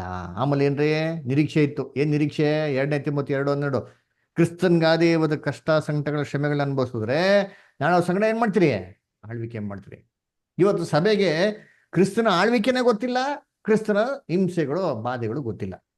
ಇವತ್ತು ಪ್ರಾರ್ಥನೆ ಮಾಡ್ಬೇಕು, ನಮ್ಗೆಲ್ಲ ಅದ್ಭುತಗಳು ಮಾಡ್ಬಿಡ್ತಾರೆ, ಸತ್ತ ಮೇಲೆ ಪರಲೋಕಕ್ಕೆ ಹೋಗ್ಬಿಡ್ತೀವಿ. ಪರಲೋಕದಲ್ಲಿ ಹೆಂಗಿರ್ತೀರಿ ಹಂಗೆ, ನಮ್ಗೆ ಒಂದು ದೊಡ್ಡ ಪ್ಯಾಲೇಸ್ ಕೊಟ್ಟಿರ್ತಾರೆ, ಅಲ್ಲಿ ಜಾಲಿಯಾಗೆ ಜಿಲ ಗಿಲ ಗಿಲ ಬಿಲ ಬಿಲ ತಟ ಆಡ್ಕೊಂಡು ಇರ್ತೀರಿ ಅಂದ್ಬಿಟ್ಟು. ಇದಾ ಪರಲೋಕಕ್ಕೆ ಏನ್ ಕೊಡೈತಾರ ಸಭೆನ ಗೊತ್ತಾ? ಅದೇ ಗೊತ್ತಿಲ್ಲ ಇವತ್ತು ಕ್ರೈಸ್ತವ್ರು ಏನ್ ಗೊತ್ತೀರಿ ಅಂದ್ಬಿಟ್ಟು ಸುಮ್ಮನೆ ಹೋಗ್ಬಿಟ್ಟು ಅಲ್ಲಿ ಅಲ್ಲುಲಿಯ ಅಲ್ಲುಲಿಯ ಅಲ್ಲುಲಿಯ ಸ್ತೋತ್ರ ಸ್ತೋತ್ರ ಇದನ್ನ ಹೇಳೋದಕ್ಕೆ ಪರಲೋಕ ಕೊಡೋದು ಸಭೆನ? ರೀಸನ್ ಇರ್ಬೇಕು ತಾನೆ. ಕ್ರಿಸ್ತರೊಂದಿಗೆ 1000 ವರ್ಷ ಏನಕ್ಕೆ ಆಳ್ವಿಕೆ ಮಾಡ್ತಾರೆ? ಯಾರ ಮೇಲೆ ಆಳ್ವಿಕೆ ಮಾಡ್ತಾರೆ? ಏನ್ ಮಾಡ್ತಾರೆ ಆಳ್ವಿಕೆಯಲ್ಲಿ? ಗೊತ್ತೇ ಇಲ್ಲ ರೀ. ನಂಬಿಕೆ ಏನ್ ನಂಬಿಕೆ? ಮಹಾಪರಿಶುದ್ಧವಾಗಿರೋ ನಂಬಿಕೆ, ಸತ್ಯವೇದದ ನಂಬಿಕೆ. ಇವತ್ತು ಸತ್ಯವೇದ ನಂಬಿಕೆನಿಲ್ಲ ರೀ. ಯಾರು ಸತ್ಯವೇದನ ಓದಲ್ಲ, ಸತ್ಯವೇದನ ಟಚ್ ಮಾಡಲ್ಲ. ಏನೋ ಇಟ್ಕೊಂಡು 2-3 ವಾಕ್ಯ ಇದೆಲ್ಲ ಒಂದು ಕಥೆ ಬಿಡ್ತಾರೆ, ಬುಡೇ ಬಿಡ್ತಾರೆ, ಅದರ ಒಂದು ಜೋಕ್ ಹೇಳ್ತಾರೆ, ಒಂದು ಕಥೆ ಹೇಳ್ತಾರೆ, ಅವ್ರ ಬಗ್ಗೆ ತಮಾಷೆ ಮಾಡ್ತಾರೆ, 2-3 ಹಾಡು ಹಾಡ್ಬಿಡ್ತಾರೆ. ಅದೇ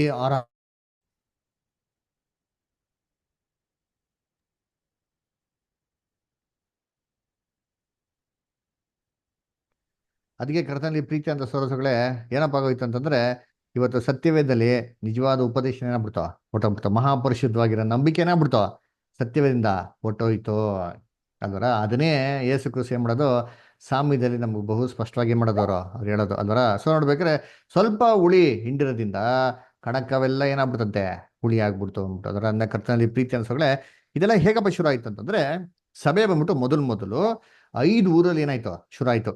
ಯಾವ್ದಂತಾರೆ? ಯೆರೂಸಲೇಮು, ಆಂಟಿಯಾಗೋ, ಐಗುಪ್ತ, ಕಾನ್ಸ್ಟಾಂಟಿನೋಪಲ್ ಮತ್ತು ರೋಮ್ ಅಂತ 5 ಸ್ಥಳದಲ್ಲಿ ಸಭೆಗಳು ಶುರು. ಇದು ಬೈಬಲ್ ರೆಕಾರ್ಡ್ ಇದೆ ಅದರ. ಅದಕ್ಕೆ ಈ ಸಭೆಗಳಲ್ಲಿ ಏನಪ್ಪ ಇತ್ತು ಅಂತಂದು ನೋಡ್ಬೇಕಾದ್ರೆ, ಈ ಪಾಸ್ಟ್ಗಳಂತ ಏನಾಗಿದ್ರು ಇದ್ರು. ಅವ್ರಿಗೆ ಇನ್ನೊಂದು ಹೆಸರು ಏನಪ್ಪ ಅಂದ್ರೆ ಬಿಷಪ್, ಪಾಸ್ಟರು, ಸಭಾಧ್ಯಕ್ಷನು ಅದರ, ಇವೆಲ್ಲ ಈ ಕುರುಬನು, ಇವೆಲ್ಲ ಒಂದೇ ವಾರ್ತೆ ರೀ ಅದರ. ಅದಕ್ಕೆ ಬೇರೆ ಬೇರೆ ಪದಗಳನ್ನ ಮಾಡೋದು ಯೂಸ್ ಮಾಡೋದ್ರ. ಸಭಾಧ್ಯಕ್ಷನ ಏನ್ ಮಾಡ್ಬೇಕು? ಸಭೆಗೆ ಮಾಡ್ಬೇಕು, ಸೇವೆ ಮಾಡೋನಾಗಿರ್ಬೇಕು. ಯೇಸು ಕ್ರಿಸ್ತ ಹೇಳ್ತಾರಲ್ಲ, ನಿಮ್ಮಲ್ಲಿ ಯಾರು ದೊಡ್ಡವರಾಗಿರ್ಬೇಕು ಅಂತ ಆಸೆ ಪಡ್ತಾರೆ, ನೀವೇನ್ ಮಾಡ್ಬೇಕು? ಎಲ್ಲರಿಗೂ ಸೇವೆ ಮಾಡೋರಾಗಿರ್ಬೇಕು ಅಂತ ಹೇಳ್ತಾರಲ್ಲ. ಸರಿ, ಇದೇ ರೀತಿ ಈ 5 ಊರುಗಳಲ್ಲಿ ಎಷ್ಟೋ ಸಭೆಗಳಿತ್ರಿ. ಚಿಕ್ಕ ಒಂದು ಏನ್ರಿ ಗಲ್ಲಿಯಲ್ಲಿ ಮನೆಗಳಲ್ಲಿ ಆರಾಧನೆ ಮಾಡೋ ಸಭೆಗಳಿತ್ತು. ಇವೆಲ್ಲಾ ಸಭೆಗಳು ಸೇರ್ಬಿಟ್ಟು, ಉದಾಹರಣೆಗೆ ಯೆರೂಸಲೇಮ್ ಅಂತ ಎಲ್ಲಾ ಸಭೆಗಳಿಗೆ ಸೇರ್ಬಿಟ್ಟು ಏನಿರ್ತಾ ಇದ್ರು ಅಂತಂದ್ರೆ, ಯೆರೂಸಲೇಮ್ ಎಲ್ಲಾ ಸಭೆಗಳಿಗೆ ಸೇರ್ಬಿಟ್ಟು ಒಬ್ಬ ಬಿಷಪ್ ಅಂತ ಏನಾಗಿದ್ರು ಇದ್ರು. ಪಾಸ್ಟ್ಗಳೆಲ್ಲ ಇದ್ರು, ಅನೇಕ ಪಾಸ್ಟ್ಗಳು. ಆ ಪಾಸ್ಟ್ಗಳಿಗೆಲ್ಲ ಸೇರ್ಬಿಟ್ಟು ಒಬ್ಬ ಹಿರಿಯನಾಗಿ ನೇಮಿಸ್ಬಿಟ್ಟು ಅವನೇನ್ ಮಾಡೋ ಬಿಷಪ್ ಅಂತ ಏನ್ ಮಾಡಿದ್ರೆ ಕರೀತಾರೆ. ಈ ರೀತಿ ಏನ್ರಿ ಈ 5 ಪ್ರಾಮುಖ್ಯವಾಗಿರಂತ ಊರುಗಳು 5 ಜನ ಬಿಷಪ್ ಏನಾಗಿದ್ರು ಇದ್ರು ಅದರ. ಈ 5 ಜನ ಬಿಷಪ್ಗಳು ಏನಾಯ್ತು ಅಂದ್ರೆ, ಹೋಯ್ತಾ ಕಾಂಪಿಟೇಷನ್ ಏನಾಗ್ಬಿಡ್ತು ಶುರು ಆಗ್ಬಿಡ್ತು. ಯಾವಾಗ ಕಾಂಪಿಟೇಷನ್ ಶುರು ಆಯ್ತೋ ಆವಾಗ ಸಭೆಯಲ್ಲಿ ಏನಾಯ್ತು ಅಂದ್ರೆ 2 ಭಾಗ ಮಾಡ್ಬಿಟ್ರು. ಏನಪ್ಪ ಮಾಡಿದ್ರು ಅಂದ್ರೆ, ಒಂದು ಕ್ಲರ್ಜಿ ಅಂತ ಮಾಡಿದ್ರು, ಇನ್ನೊಬ್ಬ ಲೈಟಿ ಅಂತ ಮಾಡಿದ್ರು. ಕ್ಲರ್ಜಿ ಅಂದ್ರೆ ಏನಪ್ಪ ಅಂದ್ರೆ, ಯಾರು ಸಭೆನ ಬಂದು ನಡೆಸ್ತಾರೋ ಅವ್ರಲ್ಲ ಏನ್ರಿ ಕ್ಲರ್ಜಿಗಳು. ಲೈಟೇನೇನೋ ಎಲ್ಲ ಜನಗಳು ಬಂದು ಸುಮ್ಮನೆ ಬಂದು ಕೂತ್ಕೊಂಡು ಎದ್ದೋಗೋದಂತ ಕೆಲಸ ಎಷ್ಟೇ. ಅವ್ರು ಬಂದ್ಬಿಟ್ಟು ಸಭೆಯಲ್ಲಿ ಏನ್ ಮಾಡಂಗಿಲ್ಲ ರೀ, ಯಾವುದೇ ರೀತಿ ಅಡ್ಮಿನಿಸ್ಟ್ರೇಷನ್ ಆಕ್ಟಿವಿಟೀಸ್ ಅಲ್ಲಿ ಇನ್ವಾಲ್ವ್ ಮಾಡಂಗಿಲ್ಲ. ಅದರ ಆ ಒಂದು ಆಲ್ಟಾರ್ ಮೇಲೆ ಬರಂಗಿಲ್ಲ. ಸಭಾಧ್ಯಕ್ಷನೇ ಇವೆಲ್ಲ ಏನ್ ಮಾಡ್ಬೇಕು, ಎಲ್ಲ ನಡೆಸ್ಬೇಕು, ಬೇರೆಯವರೆಲ್ಲ ಸುಮ್ಮನೆ ಕೂತ್ಕೊಂಡು ಏನ್ ಮಾಡಬೇಕು, ಎದ್ದೋಗ್ಬೇಕು. ಅದರ ಇದು ಕ್ಲರ್ಜಿ ಅಂತ ಲೈಟ್ ಅಂತ ಮಾಡೋದು 2 ಭಾಗ ಅಂತ ಮಾಡ್ಕೊಂಡ್ಬಿಟ್ರು ಅದರ. ಅದರಿಂದ ನೋಡ್ರಿ ಏನಾಗೋಯ್ತು ಅಂದ್ರೆ, ಸಭೆ ಬಂದ್ಬಿಟ್ಟು ಡಮ್ಮಿ ಆಗೋಯ್ತ್ರಿ ಅದರ. ಎಲ್ಲ ಅಡ್ಮಿನಿಸ್ಟ್ರೇಷನ್ ಕ್ಲರ್ಜಿ ಕಡೆ ಹೊಟ್ಟೋಗ್ಬಿಡ್ತು, ಯಾರೋ ಸಭಾಧ್ಯಕ್ಷ ಕಡೆ ಹೊಟ್ಟೋಯ್ತು. ಅವಾಗ ಸಭಾಧ್ಯಕ್ಷ ಬಂದ್ಬಿಟ್ಟು ಸಭೆ ಮೇಲೆ ಡಿಪೆಂಡ್ ಆಗಿರ್ಲಿಲ್ಲ ರೀ. ಸಭೆಯಲ್ಲಿ ಅಂತ ಎಲ್ಲ ಮಕ್ಕಳು ಸಭಾಧ್ಯಕ್ಷ ಮೇಲೆ ಡಿಪೆಂಡ್ ಆಗ್ಬಿಟ್ರು. ಏನಂತಂದ್ರೆ ಇದು ಬೈಫಿಕೇಶನ್ ರೀ ಅಲ್ವರ. ಹೆಂಗಂದ್ರೆ ಇವಾಗ ಏರೋಪ್ಲೇನ್ ಹೋದ್ರೆ ಬಿಸ್ನೆಸ್ ಕ್ಲಾಸ್, ಎಕನಾಮಿಕ್ ಕ್ಲಾಸ್ ಅಂತಿದೆ. ಬಿಸ್ನೆಸ್ ಕ್ಲಾಸ್ನ ಎಲ್ಲರಿಗೂ ಬಿಡಲ್ಲ ರೀ. ಎಕನಾಮಿಕ್ ಕ್ಲಾಸ್ಗೆ ಹೋಗ್ಬೇಕು. ಅವ್ರಿಗೆ ಇದಕ್ಕೇನ್ರಿ ತುಂಬಾ ವ್ಯತ್ಯಾಸ ಐತೆ ಅಲ್ವರ. Business class separate. ಈ ರೀತಿ ಏನಾಗೋಯ್ತು ಅಂತಂದ್ರೆ, ಸಭೆಯಲ್ಲಿ ಏನ್ರಿ ಪ್ರತ್ಯೇಕ ಆಗೋಯ್ತು. ಯೇಸು ಕ್ರಿಸ್ತ ಅಂತವ್ರು ನೀವೆಲ್ಲರೂ ಒಬ್ರೆ, ನೀವೆಲ್ಲರೂ ಒಂದೇ, ನೀವೆಲ್ಲ ಸಹೋದರಗಳು, ಮೇಲು ಕೀಳು ಯಾರು ಇಲ್ಲ ಅಂತ ಅಂದ್ಬಿಟ್ರು ಕ್ಲೀನಾಗಿ. ಆದ್ರೆ ಸಭೆಯಲ್ಲಿ ಏನ್ ಮಾಡ್ಬಿಟ್ರು, ಈ ತರ ಡಿವಿಷನ್ ತಂದ್ಬಿಟ್ರು. ಇವ್ರು ಸಭಾಧ್ಯಕ್ಷನಪ್ಪ, ಅಪ್ಪ ಇವ್ ಬಿಷಪ್, ಇವು ದೊಡ್ಡವರು, ತುಂಬಾ ಒಂದು ಶ್ರೇಷ್ಠವಾದವರು ಅಂತ. ಯಾವಾಗ ಜನಗಳು ಈ ತರ ಎಲ್ಲ ಅವ್ರಿಗೆ ಘನತೆ ಗೌರವ ಕೊಡಕ್ಕೆ ಶುರು ಮಾಡಿದ್ರು, ಈ ದಿನ ಅವರು ಹೊರಗಡೆ ನೋಡ್ಸೋದಕ್ಕೆ ಶುರು ಮಾಡಿದ್ರು. ಏನ್ ಮಾಡಿದ್ರು, ಬೇರೆ ಬೇರೆ ಬಟ್ಟೆಗಳು ಹಾಕಕ್ಕೆ ಶುರು ಮಾಡಿದ್ರು. ಜನಗಳೆಲ್ಲ ಸಾಮಾನ್ಯ ಬಟ್ಟೆ ಹಾಕೊಂಡ್ಬಂದು, ಇವ್ರೇನ್ರಿ ವಿಶೇಷವಾಗಿರೋ ಬಟ್ಟೆಗಳು ಅಲ್ವರ. ಏನ್ರಿ ಶ್ರೇಷ್ಠವಾಗಿರೋ ಬಟ್ಟೆಗಳು ಹಳೆ ಕಾಲದಲ್ಲಿ ಮಹಾಜಕ್ಕೆ ಹಾಕೊಂಡು ಗೊತ್ತಾ, ಆತರ ಏನ್ರಿ ಬಟ್ಟೆಗಳು. ಆಮೇಲೆ ಇವ್ರನ್ನ ಏನ್ರಿ ಅಡ್ರೆಸ್ ಮಾಡ್ಬೇಕಾರೆ ಏನ್ರಿ ಇವ್ರನ್ನ ಕರಿಬೇಕಾರೆ ಇವ್ರನ್ನ ಹೆಸರಿಟ್ಟು ಕರಿತಾ ಇರಲ್ಲ ರೀ ಏನ್ರಿ. ಅದಕ್ಕೆ ಇವರು ಪದವಿಗಳನ್ನ ಜೋಡಿಸೋದಕ್ಕೆ ಶುರು ಮಾಡಿದ್ರು. ಪಾಸ್ಟರ್ ಫಾದರ್ ಹೇಗಿದ್ರು ಫಾದರ್ ಅಂತ. ಅವಾಗ ಏನಾಗ್ಬಿಡ್ತು ಅಂದ್ರೆ ಏನ್ರಿ, ಏನೋ ಇವ್ರೆಲ್ಲಾರ್ಕಿಂತ ಶ್ರೇಷ್ಠ ಅಂತ ಒಂದು ಫೀಲಿಂಗ್ ಬಂತ್ರಿ ಅಲ್ವರ. ಯೇಸು ಕ್ರಿಸ್ತ ಹೇಳ್ತಾರೆ, ನಾವ್ ಯಾರ್ದಾನ ಫಾದರ್ ಅಂತ ಕರಿಬೇಕಾ ಕರಿಬಾರ್ದಾ? ಕರಿಬಾರದು. ಕರಿಬಹುದು, ಕರಿಬಾರ್ದು. ಒಬ್ಬರೇ ಕರಿಬಾರ್ದು ಅಲ್ವರ. ಮ್ಯಾಥ್ಯೂ 23 9 ಮತ್ತು 8 ಅಲ್ಲಿ ಬಹು ಸ್ಪಷ್ಟವಾಗಿ call no man as your father ಅಂತ ಬಹು ಸ್ಪಷ್ಟವಾಗಿ ಹೇಳಿ ಇವ್ರು ಏನ್ ಮಾಡಿದ್ರು ಅದಕ್ಕೆ ವಾಕ್ಯಕ್ಕೆ ವಿರುದ್ಧವಾಗಿ ಅಯ್ಯೋ ನಾವು ಸ್ಪಿರಿಚುವಲ್ ಫಾದರ್ ಅಂತ ಏನ್ ಮಾಡಿ ಹೆಸರಿಟ್ಕೊಳಕ್ಕೆ ಶುರು ಮಾಡಿದ್ರು ಅಲ್ವರ. ಯಾಕೆ ಅಪೋಸ್ಟಲ್ ಹೇಳ್ತಾರೆ you don't have many fathers ಅಂತ ಹೇಳ್ತಾರೆ. ಅದಕ್ಕೆ ಇವ್ರೇನ್ ಮಾಡ್ಬಿಟ್ರು, ಓ ನಾವೆಲ್ಲ ಫಾದರ್ಗಳಪ್ಪ ಅಂತ ಮಾಡ್ರ ಹೆಸರಿಟ್ಕೊಳಕ್ ಶುರು ಮಾಡ್ಬಿಟ್ರು. ಅಂದ್ರೆ ಅಪೋಸ್ಟಲ್ ಪೌಲ್ ಹೇಳೋದಕ್ಕೆ ಅರ್ಥ ಇದೆ, ಅದೇನಂತ ನೋಡ್ಬೇಕು ಅಲ್ವರ. ಅದ್ ಬಿಟ್ಬಿಟ್ಟು ಇವತ್ತೆಲ್ಲ ಆತ್ಮಿಕವಾಗಿ ಬೆಳೆಸ್ತಾರೆ ಇವ್ರು ಫಾದರ್ಗಳ ಇವರು ಅಲ್ವರ.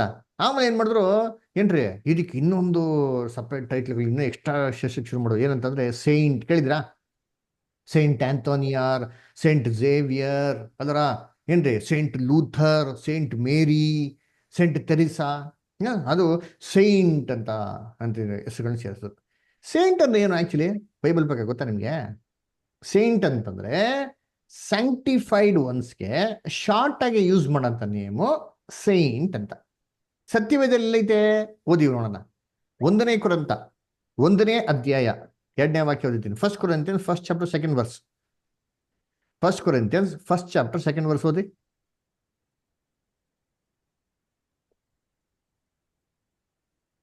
ಓದಿ ಇಲ್ಲಿ. Simon brother, Prajwal brother, Joseph brother. ಸೊಸ್ತೇನನು ಕೊರಿಂಥದಲ್ಲಿನ ದೇವರ ಸಭೆಗೆ ಅಂದರೆ ಕ್ರಿಸ್ತೇಸುವಿನಲ್ಲಿ ಪ್ರತಿಷ್ಠಿತರು, ದೇವಜನರಾಗುವುದಕ್ಕೆ ಕರೆಯಲ್ಪಟ್ಟವರು ಆಗಿರುವವರಿಗೆ ಮತ್ತು ನಮಗೂ ಸಮಸ್ತ ದೇವ ಜನರಿಗೂ ಕರ್ತನಾಗಿರುವ ನೋಡ್ರ ಎಷ್ಟು ಕ್ಲೀನ್ ಆಗೈತೆ. ಸಭೆ ಅಂದ್ರೆ ಯಾರಪ್ಪ? ಅದರ ಕ್ರಿಸ್ತ ಯೇಸುವಿನಲ್ಲಿ ಕರೆಯಲ್ಪಟ್ಟವರು, ಪ್ರತಿಷ್ಠೆ ಮಾಡಲ್ಪಟ್ಟವರು. ಅದೇ ಹೇಳ್ತಾರೆ ದೋಸ್ ವಾರ್ ಸ್ಯಾಂಕ್ಟಿಫೈಡ್ ಇನ್ ಕ್ರೈಸ್ಟ್ ಹೇಳ್ತಾರೆ. ಆ ಸ್ಯಾಂಕ್ಟಿಫೈಡ್ ಅಂತ ಬರೋಂಥ ವಾರ್ತೆ ಇಂಗ್ಲೀಷಲ್ಲಿ ಅದನ್ನೇ ಶಾರ್ಟ್ ಆಗಿರೋಂಥ ಸೈಂಟ್ಸ್ ಅಂತಾರೆ. ಯಾರೋ ಕ್ರಿಸ್ತ ಯೇಸುವಿನಲ್ಲಿ ಪರಿಶುದ್ಧ ಆದವ್ರು ಯಾರೋ ಬರೀ ಏನ್ರಿ ಸೈಂಟ್ಸ್ಗಳ? ಪ್ರತಿಯೊಬ್ಬ ವ್ಯಕ್ತಿ ರೀ, ಯಾರು ಯೇಸು ಸಂಬಂಧಿತ ರಕ್ತದಲ್ಲಿ ನಂಬ್ತಾರೆ ಪ್ರತಿಯೊಬ್ಬರು ವ್ಯಕ್ತಿ ಏನಾಗಿದ್ದಾರೆ, ಕ್ರಿಸ್ತ ಯೇಸು ರಕ್ತದಲ್ಲಿ ತೊಳೆಯಲ್ಪಟ್ಟವ್ರಿ. ಕರ್ತನಲ್ಲಿ ಪ್ರೀತಿ ಅಂತ ಸೋದರಗಳೇ ಏನ್ರಿ, ಇವ್ರಿಗೆ ಸೈಂಟ್ಸ್ ಅಂತ ಹೇಳೋದು ಅಲ್ವರ. ಇವ್ರು ಏನ್ ಮಾಡ್ಬಿಟ್ರು ಅಂತಂದ್ರೆ ಇವ್ರನ್ನ ದೇವ್ರಿಗೂ ಮನುಷ್ಯನಿಗೆ ಮಧ್ಯಸ್ಥಾಗಿ ತುಂಬಿಸ್ಬಿಟ್ರು. ಅಯ್ಯೋ ಇವಾಗ ದೇವ್ರಿಗೂ ಮನುಷ್ಯನಿಗೆ ಮಧ್ಯಸ್ಥರು ಯಾರೋ ಒಂದು ಸೈಂಟ್ಸ್ಗಳು ಹೊಣಿತೀರಿ, ಇವ್ರು ಸೈಂಟ್ ಮುಖಾಂತರ ಹೋಗ್ಬೇಕು, ಇಲ್ಲ ಡೈರೆಕ್ಟ್ ಹೋಗಕ್ಕಾಗಲ್ಲ, ನಾವು ಹೋದ್ರೆ ಏನ್ ಮಾಡಲ್ಲ, ನಮ್ಮ ಪ್ರಾರ್ಥನೆ ಕೇಳಲ್ಲ. ಬೈಬಲ್ ಹಂಗೆ ಹೇಳ್ತಾರ? ದೇವರು ಒಬ್ಬನೇ, ಮನುಷ್ಯನಾಗಿರಂತ ಯೇಸು ಕ್ರಿಸ್ತನ ಒಬ್ಬನೇ, ಮನುಷ್ಯನ್ಗೂ ದೇವರು ಏನ್ರಿ ಮಧ್ಯಸ್ಥರು ಒಬ್ಬನೇ ಅದೇನಂತೆ ಮನುಷ್ಯ ಅಂತ ಯೇಸು ಕ್ರಿಸ್ತ ಬೈಬಲ್ ಸ್ಪಷ್ಟವಾಗಿ ಹೇಳಲ್ವಾ? ಇವ್ರು ಏನ್ ಮಾಡೋದಂದ್ರೆ ಈ ತರ ಟೈಟಲ್ ಇಟ್ಕೊಂಡು. Next reverend. ರೆವರೆಂಡ್ ಅಂದ್ರೆ ಯಾರು ಹೇಳ್ರಿ ಬೈಬಲ್ ಪ್ರಕಾರ? ರೆವರೆಂಡ್ ಅಂದ್ರೆ ಯಾರು? ಎಲ್ಲ ಮೊದಲನೇ ಪಾಠ ಮರ್ತೋಗ್ಬಿಡ್ತೀರಾ ಅನ್ಸ್ತದೆ ಅಲ್ಲ. ರೆವರೆಂಡ್ ಏನ್ ನೋಡಿದ್ರೆ ಟೈಟ್ಲ್ ಇಟ್ಕೊಂಡು ಗೊತ್ತಾ ಎಷ್ಟು ಜನ ಪದವಿ? ರೆವರೆಂಡ್ ಅಂದ್ರೆ ಏನ್ ಗೊತ್ತಾ? ದೇವ್ರಿಗಿರಂತ ಹೆಸರು ರೀ. ಎಲ್ಲೈತೆ? ಕೀರ್ತನೆ 111:9 ಓದ್ರಿ, ಇಂಗ್ಲೀಷ್ ಓದ್ರಿ. Psalms 111:9 ಸ್ಕ್ರೀನ್ ಹಾಕಿ ನೋಡಿತೀರಿ, KJV ಬೈಬಲ್ದು. ಯಾರೋ ಇದ್ರೆ ಓದ್ರಿ ಇರ್ತೀರಿ ಸ್ಕ್ರೀನ್ ಆದ್ರೆ ನಂಗೆ.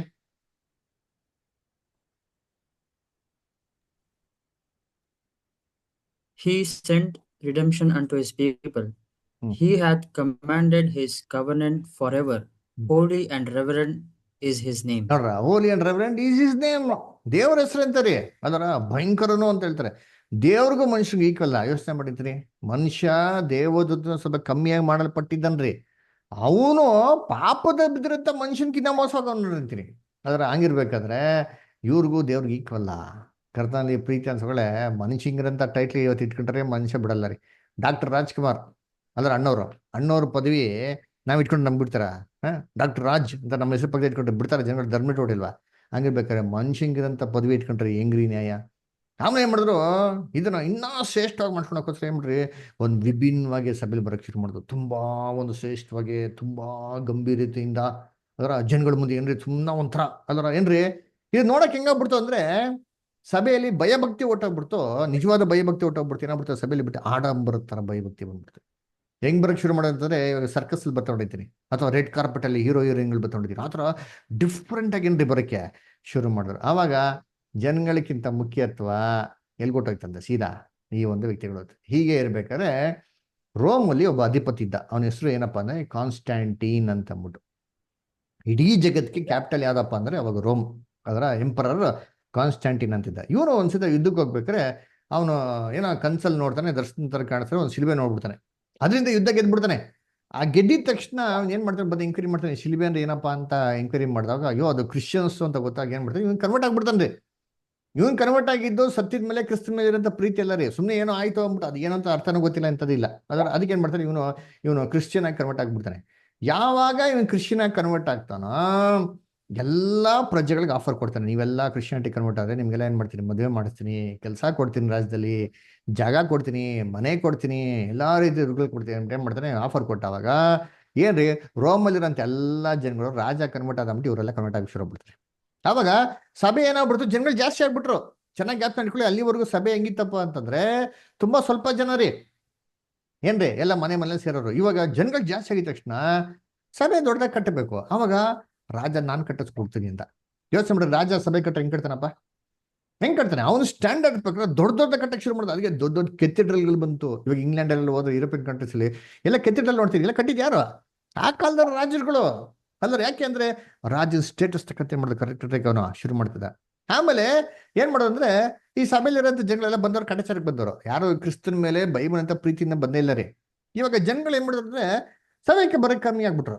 ಅವಾಗ ಏನ್ ಮಾಡಿದ್ರು, ಅವ್ನು ಹಿಡಿಬೇಕಲ್ವ. ಅವಾಗ ಏನ್ ಮಾಡಿದ್ರು, ಇಲ್ಲಿ ಆಚರಣೆ ಹಬ್ಬಗಳು ಯಾವ್ದು ಇಲ್ಲ ಇಲ್ಲಿ. ಅದಕ್ಕೆ ಏನ್ ಮಾಡಿದ್ರು, ಜನಗಳನ್ನ ಅಟ್ರಾಕ್ಟ್ ಮಾಡಕ್ಕೆ ಏನ್ರಿ ಅವ್ರ ಧರ್ಮದಲ್ಲಿರೋಂಥ ಎಲ್ಲಾ ಹಬ್ಬಗಳನ್ನ ತಂದ್ಬಿಟ್ಟು ಬೈಬಲ್ಗೆ ಫಿಕ್ಸ್ ಮಾಡ್ಬಿಟ್ರಿ. ಏನ್ರಿ, ಸೆಂಟ್ ಮೇರಿ ಫೀಸ್ಟು, ವಿಗ್ರಹಾರಾಧನೆ ಮಾಡೋದು, ಅದಕ್ಕೆ ಅಗರಬತ್ತಿ ಹೆಸರು, ಇಲ್ಲಿ ಅಗರಬತ್ತಿ ಹೆಸರಪ್ಪ, ಅಲ್ಲಿಗೆ ದೀಪ ಹೆಸರು, ಕ್ಯಾಂಡ್ಲ್ ಹಚ್ಚ್ರಿ, ಅಲ್ಲಿಗೆ ಹೂ ಬರ್ತೀರಿ, ಇಲ್ಲಿ ಹೂ ಹಾಕ್ಬಿಡ್ರಿ, ಅಲ್ಲಿಗೆ ಬಟ್ಟೆ ಹಾಕ್ತಾವ್ರು, ಇಲ್ಲಿಗೆ ಬಟ್ಟೆ ಹಾಕಿ, ಅಲ್ಲಿಗೆ ಸ್ನಾನ ಮಾಡಿಸಿ, ಇಲ್ಲಿಗೂ ಸ್ನಾನ ಮಾಡಿಸಿ, ಅಭಿಷೇಕ ಮಾಡ್ಬಿಡ್ರಿ ಅಂತೇನ್ ಮಾಡಿದ್ರು. ಇದನ್ನೆಲ್ಲ ವಿಗ್ರಹಾರಾಧನೆಗಳನ್ನ ಸಭೆ ಇಡ್ತಾರೆ. ಅವಾಗ ಯೋಚನೆ ಮಾಡಿ, ಇವಾಗ ಜನಗಳು ಸಭೆಯಲ್ಲಿ ಬರಕ್ ಶುರು ಮಾಡಿದ್ರು. ಅಲ್ರ, ಇವಾಗ ಈ ಸಭೆ ನಡೆಸೋಂಥ ಒಂದು ಸಭಾಧ್ಯಕ್ಷ ಅವನು ಕೆಲಸ ಮಾಡಕ್ ಸಾಧ್ಯನಾ? ಯೋಚನೆ ಮಾಡ್ರಿ. ಸಭೆಯಲ್ಲಿ ಇಬ್ಬರಿದ್ದ ಪರವಾಗಿಲ್ಲ ರೀ, 1,000 ಜನ ಬಂದ್ಬಿಟ್ರೆ ಅದನ್ನ ಹ್ಯಾಂಡಲ್ ಮಾಡೋದಂಗೆ ಸಮಸ್ಯೆಗಳು ತುಂಬಾ ಇರ್ತಾರೆ. ಅವನು ಎಲ್ಲಾ ಕೆಲಸನ ಬಿಟ್ಟು ಸಭಾಧ್ಯಕ್ಷಗಳಿಗೆ ಕೆಲಸ ಮಾಡಿ ಈ ಸಭೆಯ ಜನಗಳು ನೋಡ್ಕೊಳೋದು ಹೆಂಗೆ? ಟೈಮ್ ಸಾಲ್ತದ. ಅದಕ್ಕೆ ಏನ್ ಮಾಡಿದ್ರು, ನೀನ್ ಕೆಲಸ ಬಿಟ್ಬಿಡಪ್ಪ, ನಾನು ನಿಂಗೆಲ್ಲ ವಸತಿ ಕೊಡ್ತೀನಿ, ಮನೆಯೇ ಕಟ್ಕೊಡ್ತೀನಿ. ಅದಕ್ಕೆ ಏನ್ ಮಾಡಿದ್ರು, ಸಭೆಯಿಂದನೇ ಮನೆ ಕಟ್ಟಕ್ಕೆ ಶುರು ಮಾಡೋದು. ಅದಕ್ಕೆ ನೀವು ನೋಡ್ಬೋದು, ಎಲ್ಲ ಸಭೆಗಳಿಂದ ಮನೆ ಇರ್ತದೆ, ಅದು ಅಯ್ಯೋರ್ದು. ಯಾಕೆಂದ್ರೆ ಇದನ್ನ ಮಾಡಿದವ್ರು ಯಾರಂತೆ, ಆ ರಾಜರ ಕಾಲದಲ್ಲಿ. ಅದಕ್ಕೆ ಇವಾಗ ಸಭೆ ದೊಡ್ಡದಾಗಿ ಇದ್ಬಿಟ್ಟು ಅವ್ನ ಮನೆ ಚಿಕ್ಕದಾಗಿದ್ದು ಚೆನ್ನಾಗಿರ್ತದ. ಅದಕ್ಕೆ ಮಾಡಿದ್ರು ಆ ಸ್ಟ್ಯಾಂಡರ್ಡ್ ತಕ್ಕಂತಾನೆ ಮನೆ ಏನ್ ಮಾಡಿದ್ರು, ಕಟ್ಟಕ್ಕೆ ಶುರು ಮಾಡೋದು, ದೊಡ್ಡ ಮನೆಗಳು ಅಲ್ವರ. ಆಮೇಲೆ ಏನ್ರಿ, ಸ್ಯಾಲ್ರಿ. ಇವಾಗ ಅವ್ನಿಗೆ ಹೆಂಗೆ ವರಮಾನ, 5 ಜನ ನೋಡ್ಕೊಬೇಕು ಅನ್ನೋ ಓಡಾಡೋದು, ಖರ್ಚುಗಳು ಇರ್ತಾವಲ್ಲ. ಅದಕ್ಕೆ ಮಾಡಿದ್ರು, ನಾವು ನಿಮ್ಗೆ ದುಡ್ಡು ಕೊಡ್ತೀನಿ, ನೀವು ಸ್ಯಾಲ್ರಿ ಕೊಡ್ತೀನಿ. ಸ್ಯಾಲ್ರಿ ಕೊಡಕ್ಕೆ ಶುರು ಮಾಡಿದ್ರು. ಒಳ್ಳೆ ಸ್ಯಾಲ್ರಿ ರೀ, ಸೂಪರ್. ಇವೆಲ್ಲ ತುಂಬಾ ಐತೆ ಮಾತಾಡೋದು, ನಮ್ಗೆ ಟೈಮ್ ಇಲ್ಲ ಅಷ್ಟೇ. ನೀವು ಬೇಕಾದ್ರೆ ಗೂಗಲ್ ಸರ್ಚ್ ಮಾಡ್ರಿ, ಡಿಸ್ಕವರಿ ಚಾನಲ್, ಹಿಸ್ಟ್ರಿ ಚಾನಲ್, ಇವೆಲ್ಲ ನೋಡಿರ್ತೀನಿ. ಇವೆಲ್ಲ ಸೂಪರ್ ಆಗಿ ಕೊಟ್ಟವ್ರು. ಇವೆಲ್ಲ ಎಷ್ಟು ಕೋಟ್ಯಾಧಿಪತಿಗಳ್ರಿ, ಲಕ್ಷಾಂತರ ಡಾಲರ್ಗಳು ಇವ್ರಿಗೆ ಏನ್ ಮಾಡೋರು, ಸ್ಯಾಲ್ರಿಗಳು ಕೊಟ್ಟವ್ರು. ಅದಕ್ಕೆ ಇದು ತುಂಬಾ ಅಟ್ರಾಕ್ಟಿವ್ ಆಗೋಯ್ತು. ಓದಂಗಿಲ್ಲ, ಎಂಥದಿಲ್ಲ, ಈಸಿ ವೇಟು. ಏನೇ ಭಿಕ್ಷೆ ತುಂಬಾ ಈಸಿ ವೇ ಇದು. ಅದರ ಸುಮ್ಮನೆ ಸಂಡೇ ಹೋಗ್ಬಿಟ್ಟು 2-3 ಮಾತು ಮಾತಾಡ್ಬಿಟ್ರೆ ಬೈಬಲ್ನಲ್ಲಿ ಬುಡ್ಡೆ ಬಿಟ್ಬಿಟ್ರೆ ಮುಗಿದೋಯ್ತು. ಯಾರಿಗೇನು ಗೊತ್ತಾಗಲ್ಲ ಬಿಟ್ಟಿರ್ತೀನಿ, ಯಾರು ಬೈಬಲ್ ಓದ್ತಾ ಇರಲ್ವಲ್ಲ. ಅದಕ್ಕೆ ಒಳ್ಳೆ ದುಡ್ಡು ಬರೋದಲ್ಲ. ಅದಕ್ಕೆ ಬಿಡು ಎಲ್ಲ ಜನಗಳು ಈ ಓದು ಬರ್ದಿರೋರೆಲ್ಲ ಇಲ್ಲಿಗೆ ಸೇರ್ಕೊಂಡ್ಬಿಟ್ರಿ, ಬಿಷಪ್ಗಳಾಗೋದಿಕ್ಕೆ, ಪಾಸ್ಟ್ಗಳಾಗೋದಿಕ್ಕೆ, ಫಾದರ್ಗಳಾಗೋದಿಕ್ಕೆ ಅಲ್ವರ. ಹೀಗೆ ಇರ್ಬೇಕಾದ್ರೆ ಏನಾಗ್ಬಿಡ್ತು ಅಂದ್ರೆ, ಸಭೆ ಬಂದ್ಬಿಟ್ಟು ಈ ಪಾಸ್ಟ್ಗಳು ಸಭೆ ಮೇಲೆ ಡಿಪೆಂಡ್ ಆಗೋದೇ ಬಿಟ್ಬಿಟ್ರಿ. ಜನಗಳು ಬರ್ದೇ ಇರಲಿ, ನಮಗೇನಾಗಿದೆ, ನಮಗೆ ರೆಗ್ಯುಲರ್ ಇನ್ಕಮ್ ಬರ್ತೈತಾ, ಮನೆ ಐತಾ, ವಸತಿ ಐತಾ, ನಾವು ಚೆನ್ನಾಗಿದ್ದಾರೆ ಸಾಕು ಅಂತ ಏನಾಗ್ಬಿಟ್ಟು ಜನಗಳಿಗೆ ಅದೇ ಬೇಕಾಗಿತ್ತು. ನಮಗೇನು ವಾಕ್ಯ ಬೇಕು, ಸುಮ್ಮನೆ ಹೋಗ್ಬೇಕು ಬರ್ಬೇಕು. ರಾಜ ಕನ್ವರ್ಟ್ ಆಗ ನಾವು ಕನ್ವರ್ಟ್ ಆಗಿದ್ದೀರಪ್ಪ ಅಷ್ಟೇ. ರಾಜ ನಮ್ಗೆ ಬಿಳಿಸಿ ಏನ್ ಕೊಡ್ತಾನೆ, ಬೆನಿಫಿಟ್ ಕೊಡ್ತಾನೆ, ಅದಕ್ಕೋಸ್ಕರ ಸಭೆಗೆ ಹೋಗ್ತೀರಿ ಅಷ್ಟೇ, ನಮ್ಗೆ ಇನ್ನೇನು ಬೇಕಾಗಿಲ್ಲ ಅಂದ್ಬಿಟ್ಟು. ಹೀಗೆ ಇರ್ಬೇಕೇನಾಯ್ತಂದ್ರೆ, ರೋಮಲ್ಲಿರೋಂಥ ಕ್ಯಾಪಿಟಲ್ನ ಕಾನ್ಸ್ಟಾಂಟಿನ್ ಏನ್ ಮಾಡೋದಂದ್ರೆ, ರೋಮಿಂದ ಕಾನ್ಸ್ಟಾಂಟಿನೋಪಲ್ ಶಿಫ್ಟ್ ಮಾಡ್ಬಿಟ್ಟು, ಯಾಕಂದ್ರೆ ನಾನು ಹೆಸರು ಕರೆಕ್ಟಾಗಿ ತೊಗೊಂಡಿರ್ತೀನಿ. ಅವಾಗ ಏನಾಯ್ತು ಅಂದ್ರೆ, ಏನ್ರಿ, ರೋಮಲ್ಲಿ ಅಂತ ಅಡ್ಮಿನಿಸ್ಟ್ರೇಷನ್ ನೋಡೋಕೆ ಯಾರು ಇಲ್ಲ. ರೋಮಲ್ಲಿ ಸಮಸ್ಯೆ ಬಂದ್ರೆ ಯಾರು ನೋಡ್ತಾರೆ? ಅವಾಗ ಯಾರು ಇಲ್ಲ, ರಾಜ ಇಲ್ಲ, ಜನಗಳೆಲ್ಲ ಹೋಗ್ತಾರೆ. ಅವಾಗ ಏನ್ ಮಾಡಿದ್ರು ಅಂತಂದ್ರೆ, ರೋಮಲ್ಲಿರೋಂಥ ಎಲ್ಲಾ ಸಮಸ್ಯೆಗಳನ್ನ ರೋಮಲ್ಲಿರೋಂಥ ಬಿಷಪ್ ಹತ್ರ ನೋಡಿದ್ರು. ಬಿಷಪ್ ಇದ್ದಿದ್ದು ಚೆನ್ನಾಗಿ ಅರ್ಥಕೊಳ್ಳಿ, ಇನ್ನ ಪೋಪ್ ಆಗಿಲ್ಲ, ಫಾದರ್ಗಳಿಲ್ಲ. ಸರಿ, ಫಾದರ್ಗಳೇ ಬಿಷಪ್ಗಳಾಗಿದ್ದು. ಅದರ ಆವಾಗ ಆ ಬಿಷಪ್ ತಗೊಳ್ಳಿ, ಬಿಷಪ್ ಏನ್ ಮಾಡೋರು, ಎಲ್ಲಾ ಪ್ರಾಬ್ಲಮ್ಗಳನ್ನ ಸಾಲ್ವ್ ಮಾಡೋರಿ. ಅದರ ಹಿಂಗೆ ಇರ್ಬೇಕಾರೆ ಏನಾಯ್ತು ಅಂತ ನೋಡ್ಬೇಕಾರೆ, ಕರ್ತನಲ್ಲಿ ಪ್ರೀತಿ ಅಂತ ಸೋದರಗಳೇ ಏನ್ರಿ, ರಾಜ ಸತ್ತೋಗ್ಬಿಡ್ತಾನೆ. ಇನ್ನೊಬ್ಬ ರಾಜ ಬರ್ತಾನೆ, ಜಸ್ಟಿನನ್ ಅಂತ ರಾಜ ಬರ್ತಾನೆ. ಅವನೇನ್ ಮಾಡ್ತಾನೆ, ದೇವ್ರ ಮೇಲೆ ತುಂಬಾ ಭಯ ಭಕ್ತಿರಿ. ಅವನೇಂತಾರ, ಅಯ್ಯೋ ಈ ಪದವಿ, ಯಾವ ಪದವಿ? ರಾಜನ್ಗೆ ಒಂದ್ ಕಾಲದಲ್ಲಿ ಪದವಿ ಇತ್ತು, ಧಾರ್ಮಿಕ ಅಧಿಕಾರಿ ಮತ್ತೆ ಏನ್ರಿ ರಾಜ್ಯದ ಅಧಿಕಾರಿ ಅಂತ 2 ಪದವಿ ಇತ್ತು. ರಿಲಿಜಿಯಸ್ ಇದರಲ್ಲಿ ಅವನೇ ಅಧಿಪತಿ, ಏನ್ರಿ ಒಂದು ಪೊಲಿಟಿಕಲ್ ವಿಚಾರದಲ್ಲಿ ಅವನೇ ಅಧಿಪತಿ ಅಂತ ಹೇಳಿತ್ತು. ಇವನು ಅಯ್ಯೋ ನನ್ಗೆ ಧಾರ್ಮಿಕ ವಿಚಾರದಲ್ಲಿ ನನಗೆ ಯಾವ ಅರ್ಹತೆ ಇಲ್ಲ, ದಯವಿಟ್ಟು ಇದೇನ್ ಮಾಡಿ ನೀವು ತಗೊಂಡ್ಬಿಡಿ ಅಂತ ಏನ್ ಮಾಡ್ತಾನೆ, ಅವನು ಆ ರೋಮಲ್ಲಿ ಬಿಷಪ್ಗೆ ಕೊಟ್ಬಿಡ್ತಾನೆ. ಅಲ್ಲ, ಯಾಕೆ ರೋಮಲ್ಲಿ ಬಿಷಪ್ ಕೊಟ್ಬಿಟ್ಟ ಅಂದ್ರೆ, ರೋಮ್ ಅಂತಾನೆ ಫಸ್ಟ್ ಕ್ಯಾಪಿಟಲ್ ತರ ಇದ್ದಿದ್ದು. ಇಡೀ ಜನಗಳೆಲ್ಲ ಸಮಸ್ಯೆಗಳನ್ನ ಹಂಚ್ಕೊಂಡು ಕೇಳ್ತಾ ಹೋಗ್ತಾ ಇದ್ದ. ರೋಮ್ ಬಿಷಪ್ ಹತ್ರ ಹೋಗ್ತಾರಲ್ಲ, ಅವಾಗ ಏನ್ ಮಾಡ್ತಾರೆ ಕೊಟ್ಬಿಡ್ತಾರೆ. ಇವಾಗ ಮಿಕ್ಕಿದ್ದ 4 ಜನ ಇದ್ರಲ್ಲ ಬಿಷಪ್, ಅವರು ಸುಮ್ಮನೆ ಇರ್ತಾರ. ಅದೇಂಗ್ ಸರ್ ನೀವು ಅವ್ನು ಕೊಟ್ಬಿಡ್ತೀರಾ ಪದವಿ, ನಾವೆಲ್ಲ ಇಲ್ವಾ, ನಮಗೆಲ್ಲ ಕೊಡಿ ಅಂತ ಏನ್ ಮಾಡ್ತಾರೆ, ಇವ್ 4 ಜನ ಜಗಳ ಮಾಡಕ್ ಶುರು ಮಾಡ್ತಾರೆ. ಅವಾಗ ಏನ್ ಮಾಡ್ತಾರೆ, ಜಸ್ಟಿನನ್ನು ನಾನು ಹೇಳ್ದೆ ನೀವು ಕೇಳ್ಬೇಕು, ನೀವು 4 ಜನ ಈ ಒಂದು ಬಿಷಪ್ ಮಾತನ್ನ ಕೇಳಬೇಕು ಅಂತ ಏನ್ ಮಾಡ್ತಾರೆ.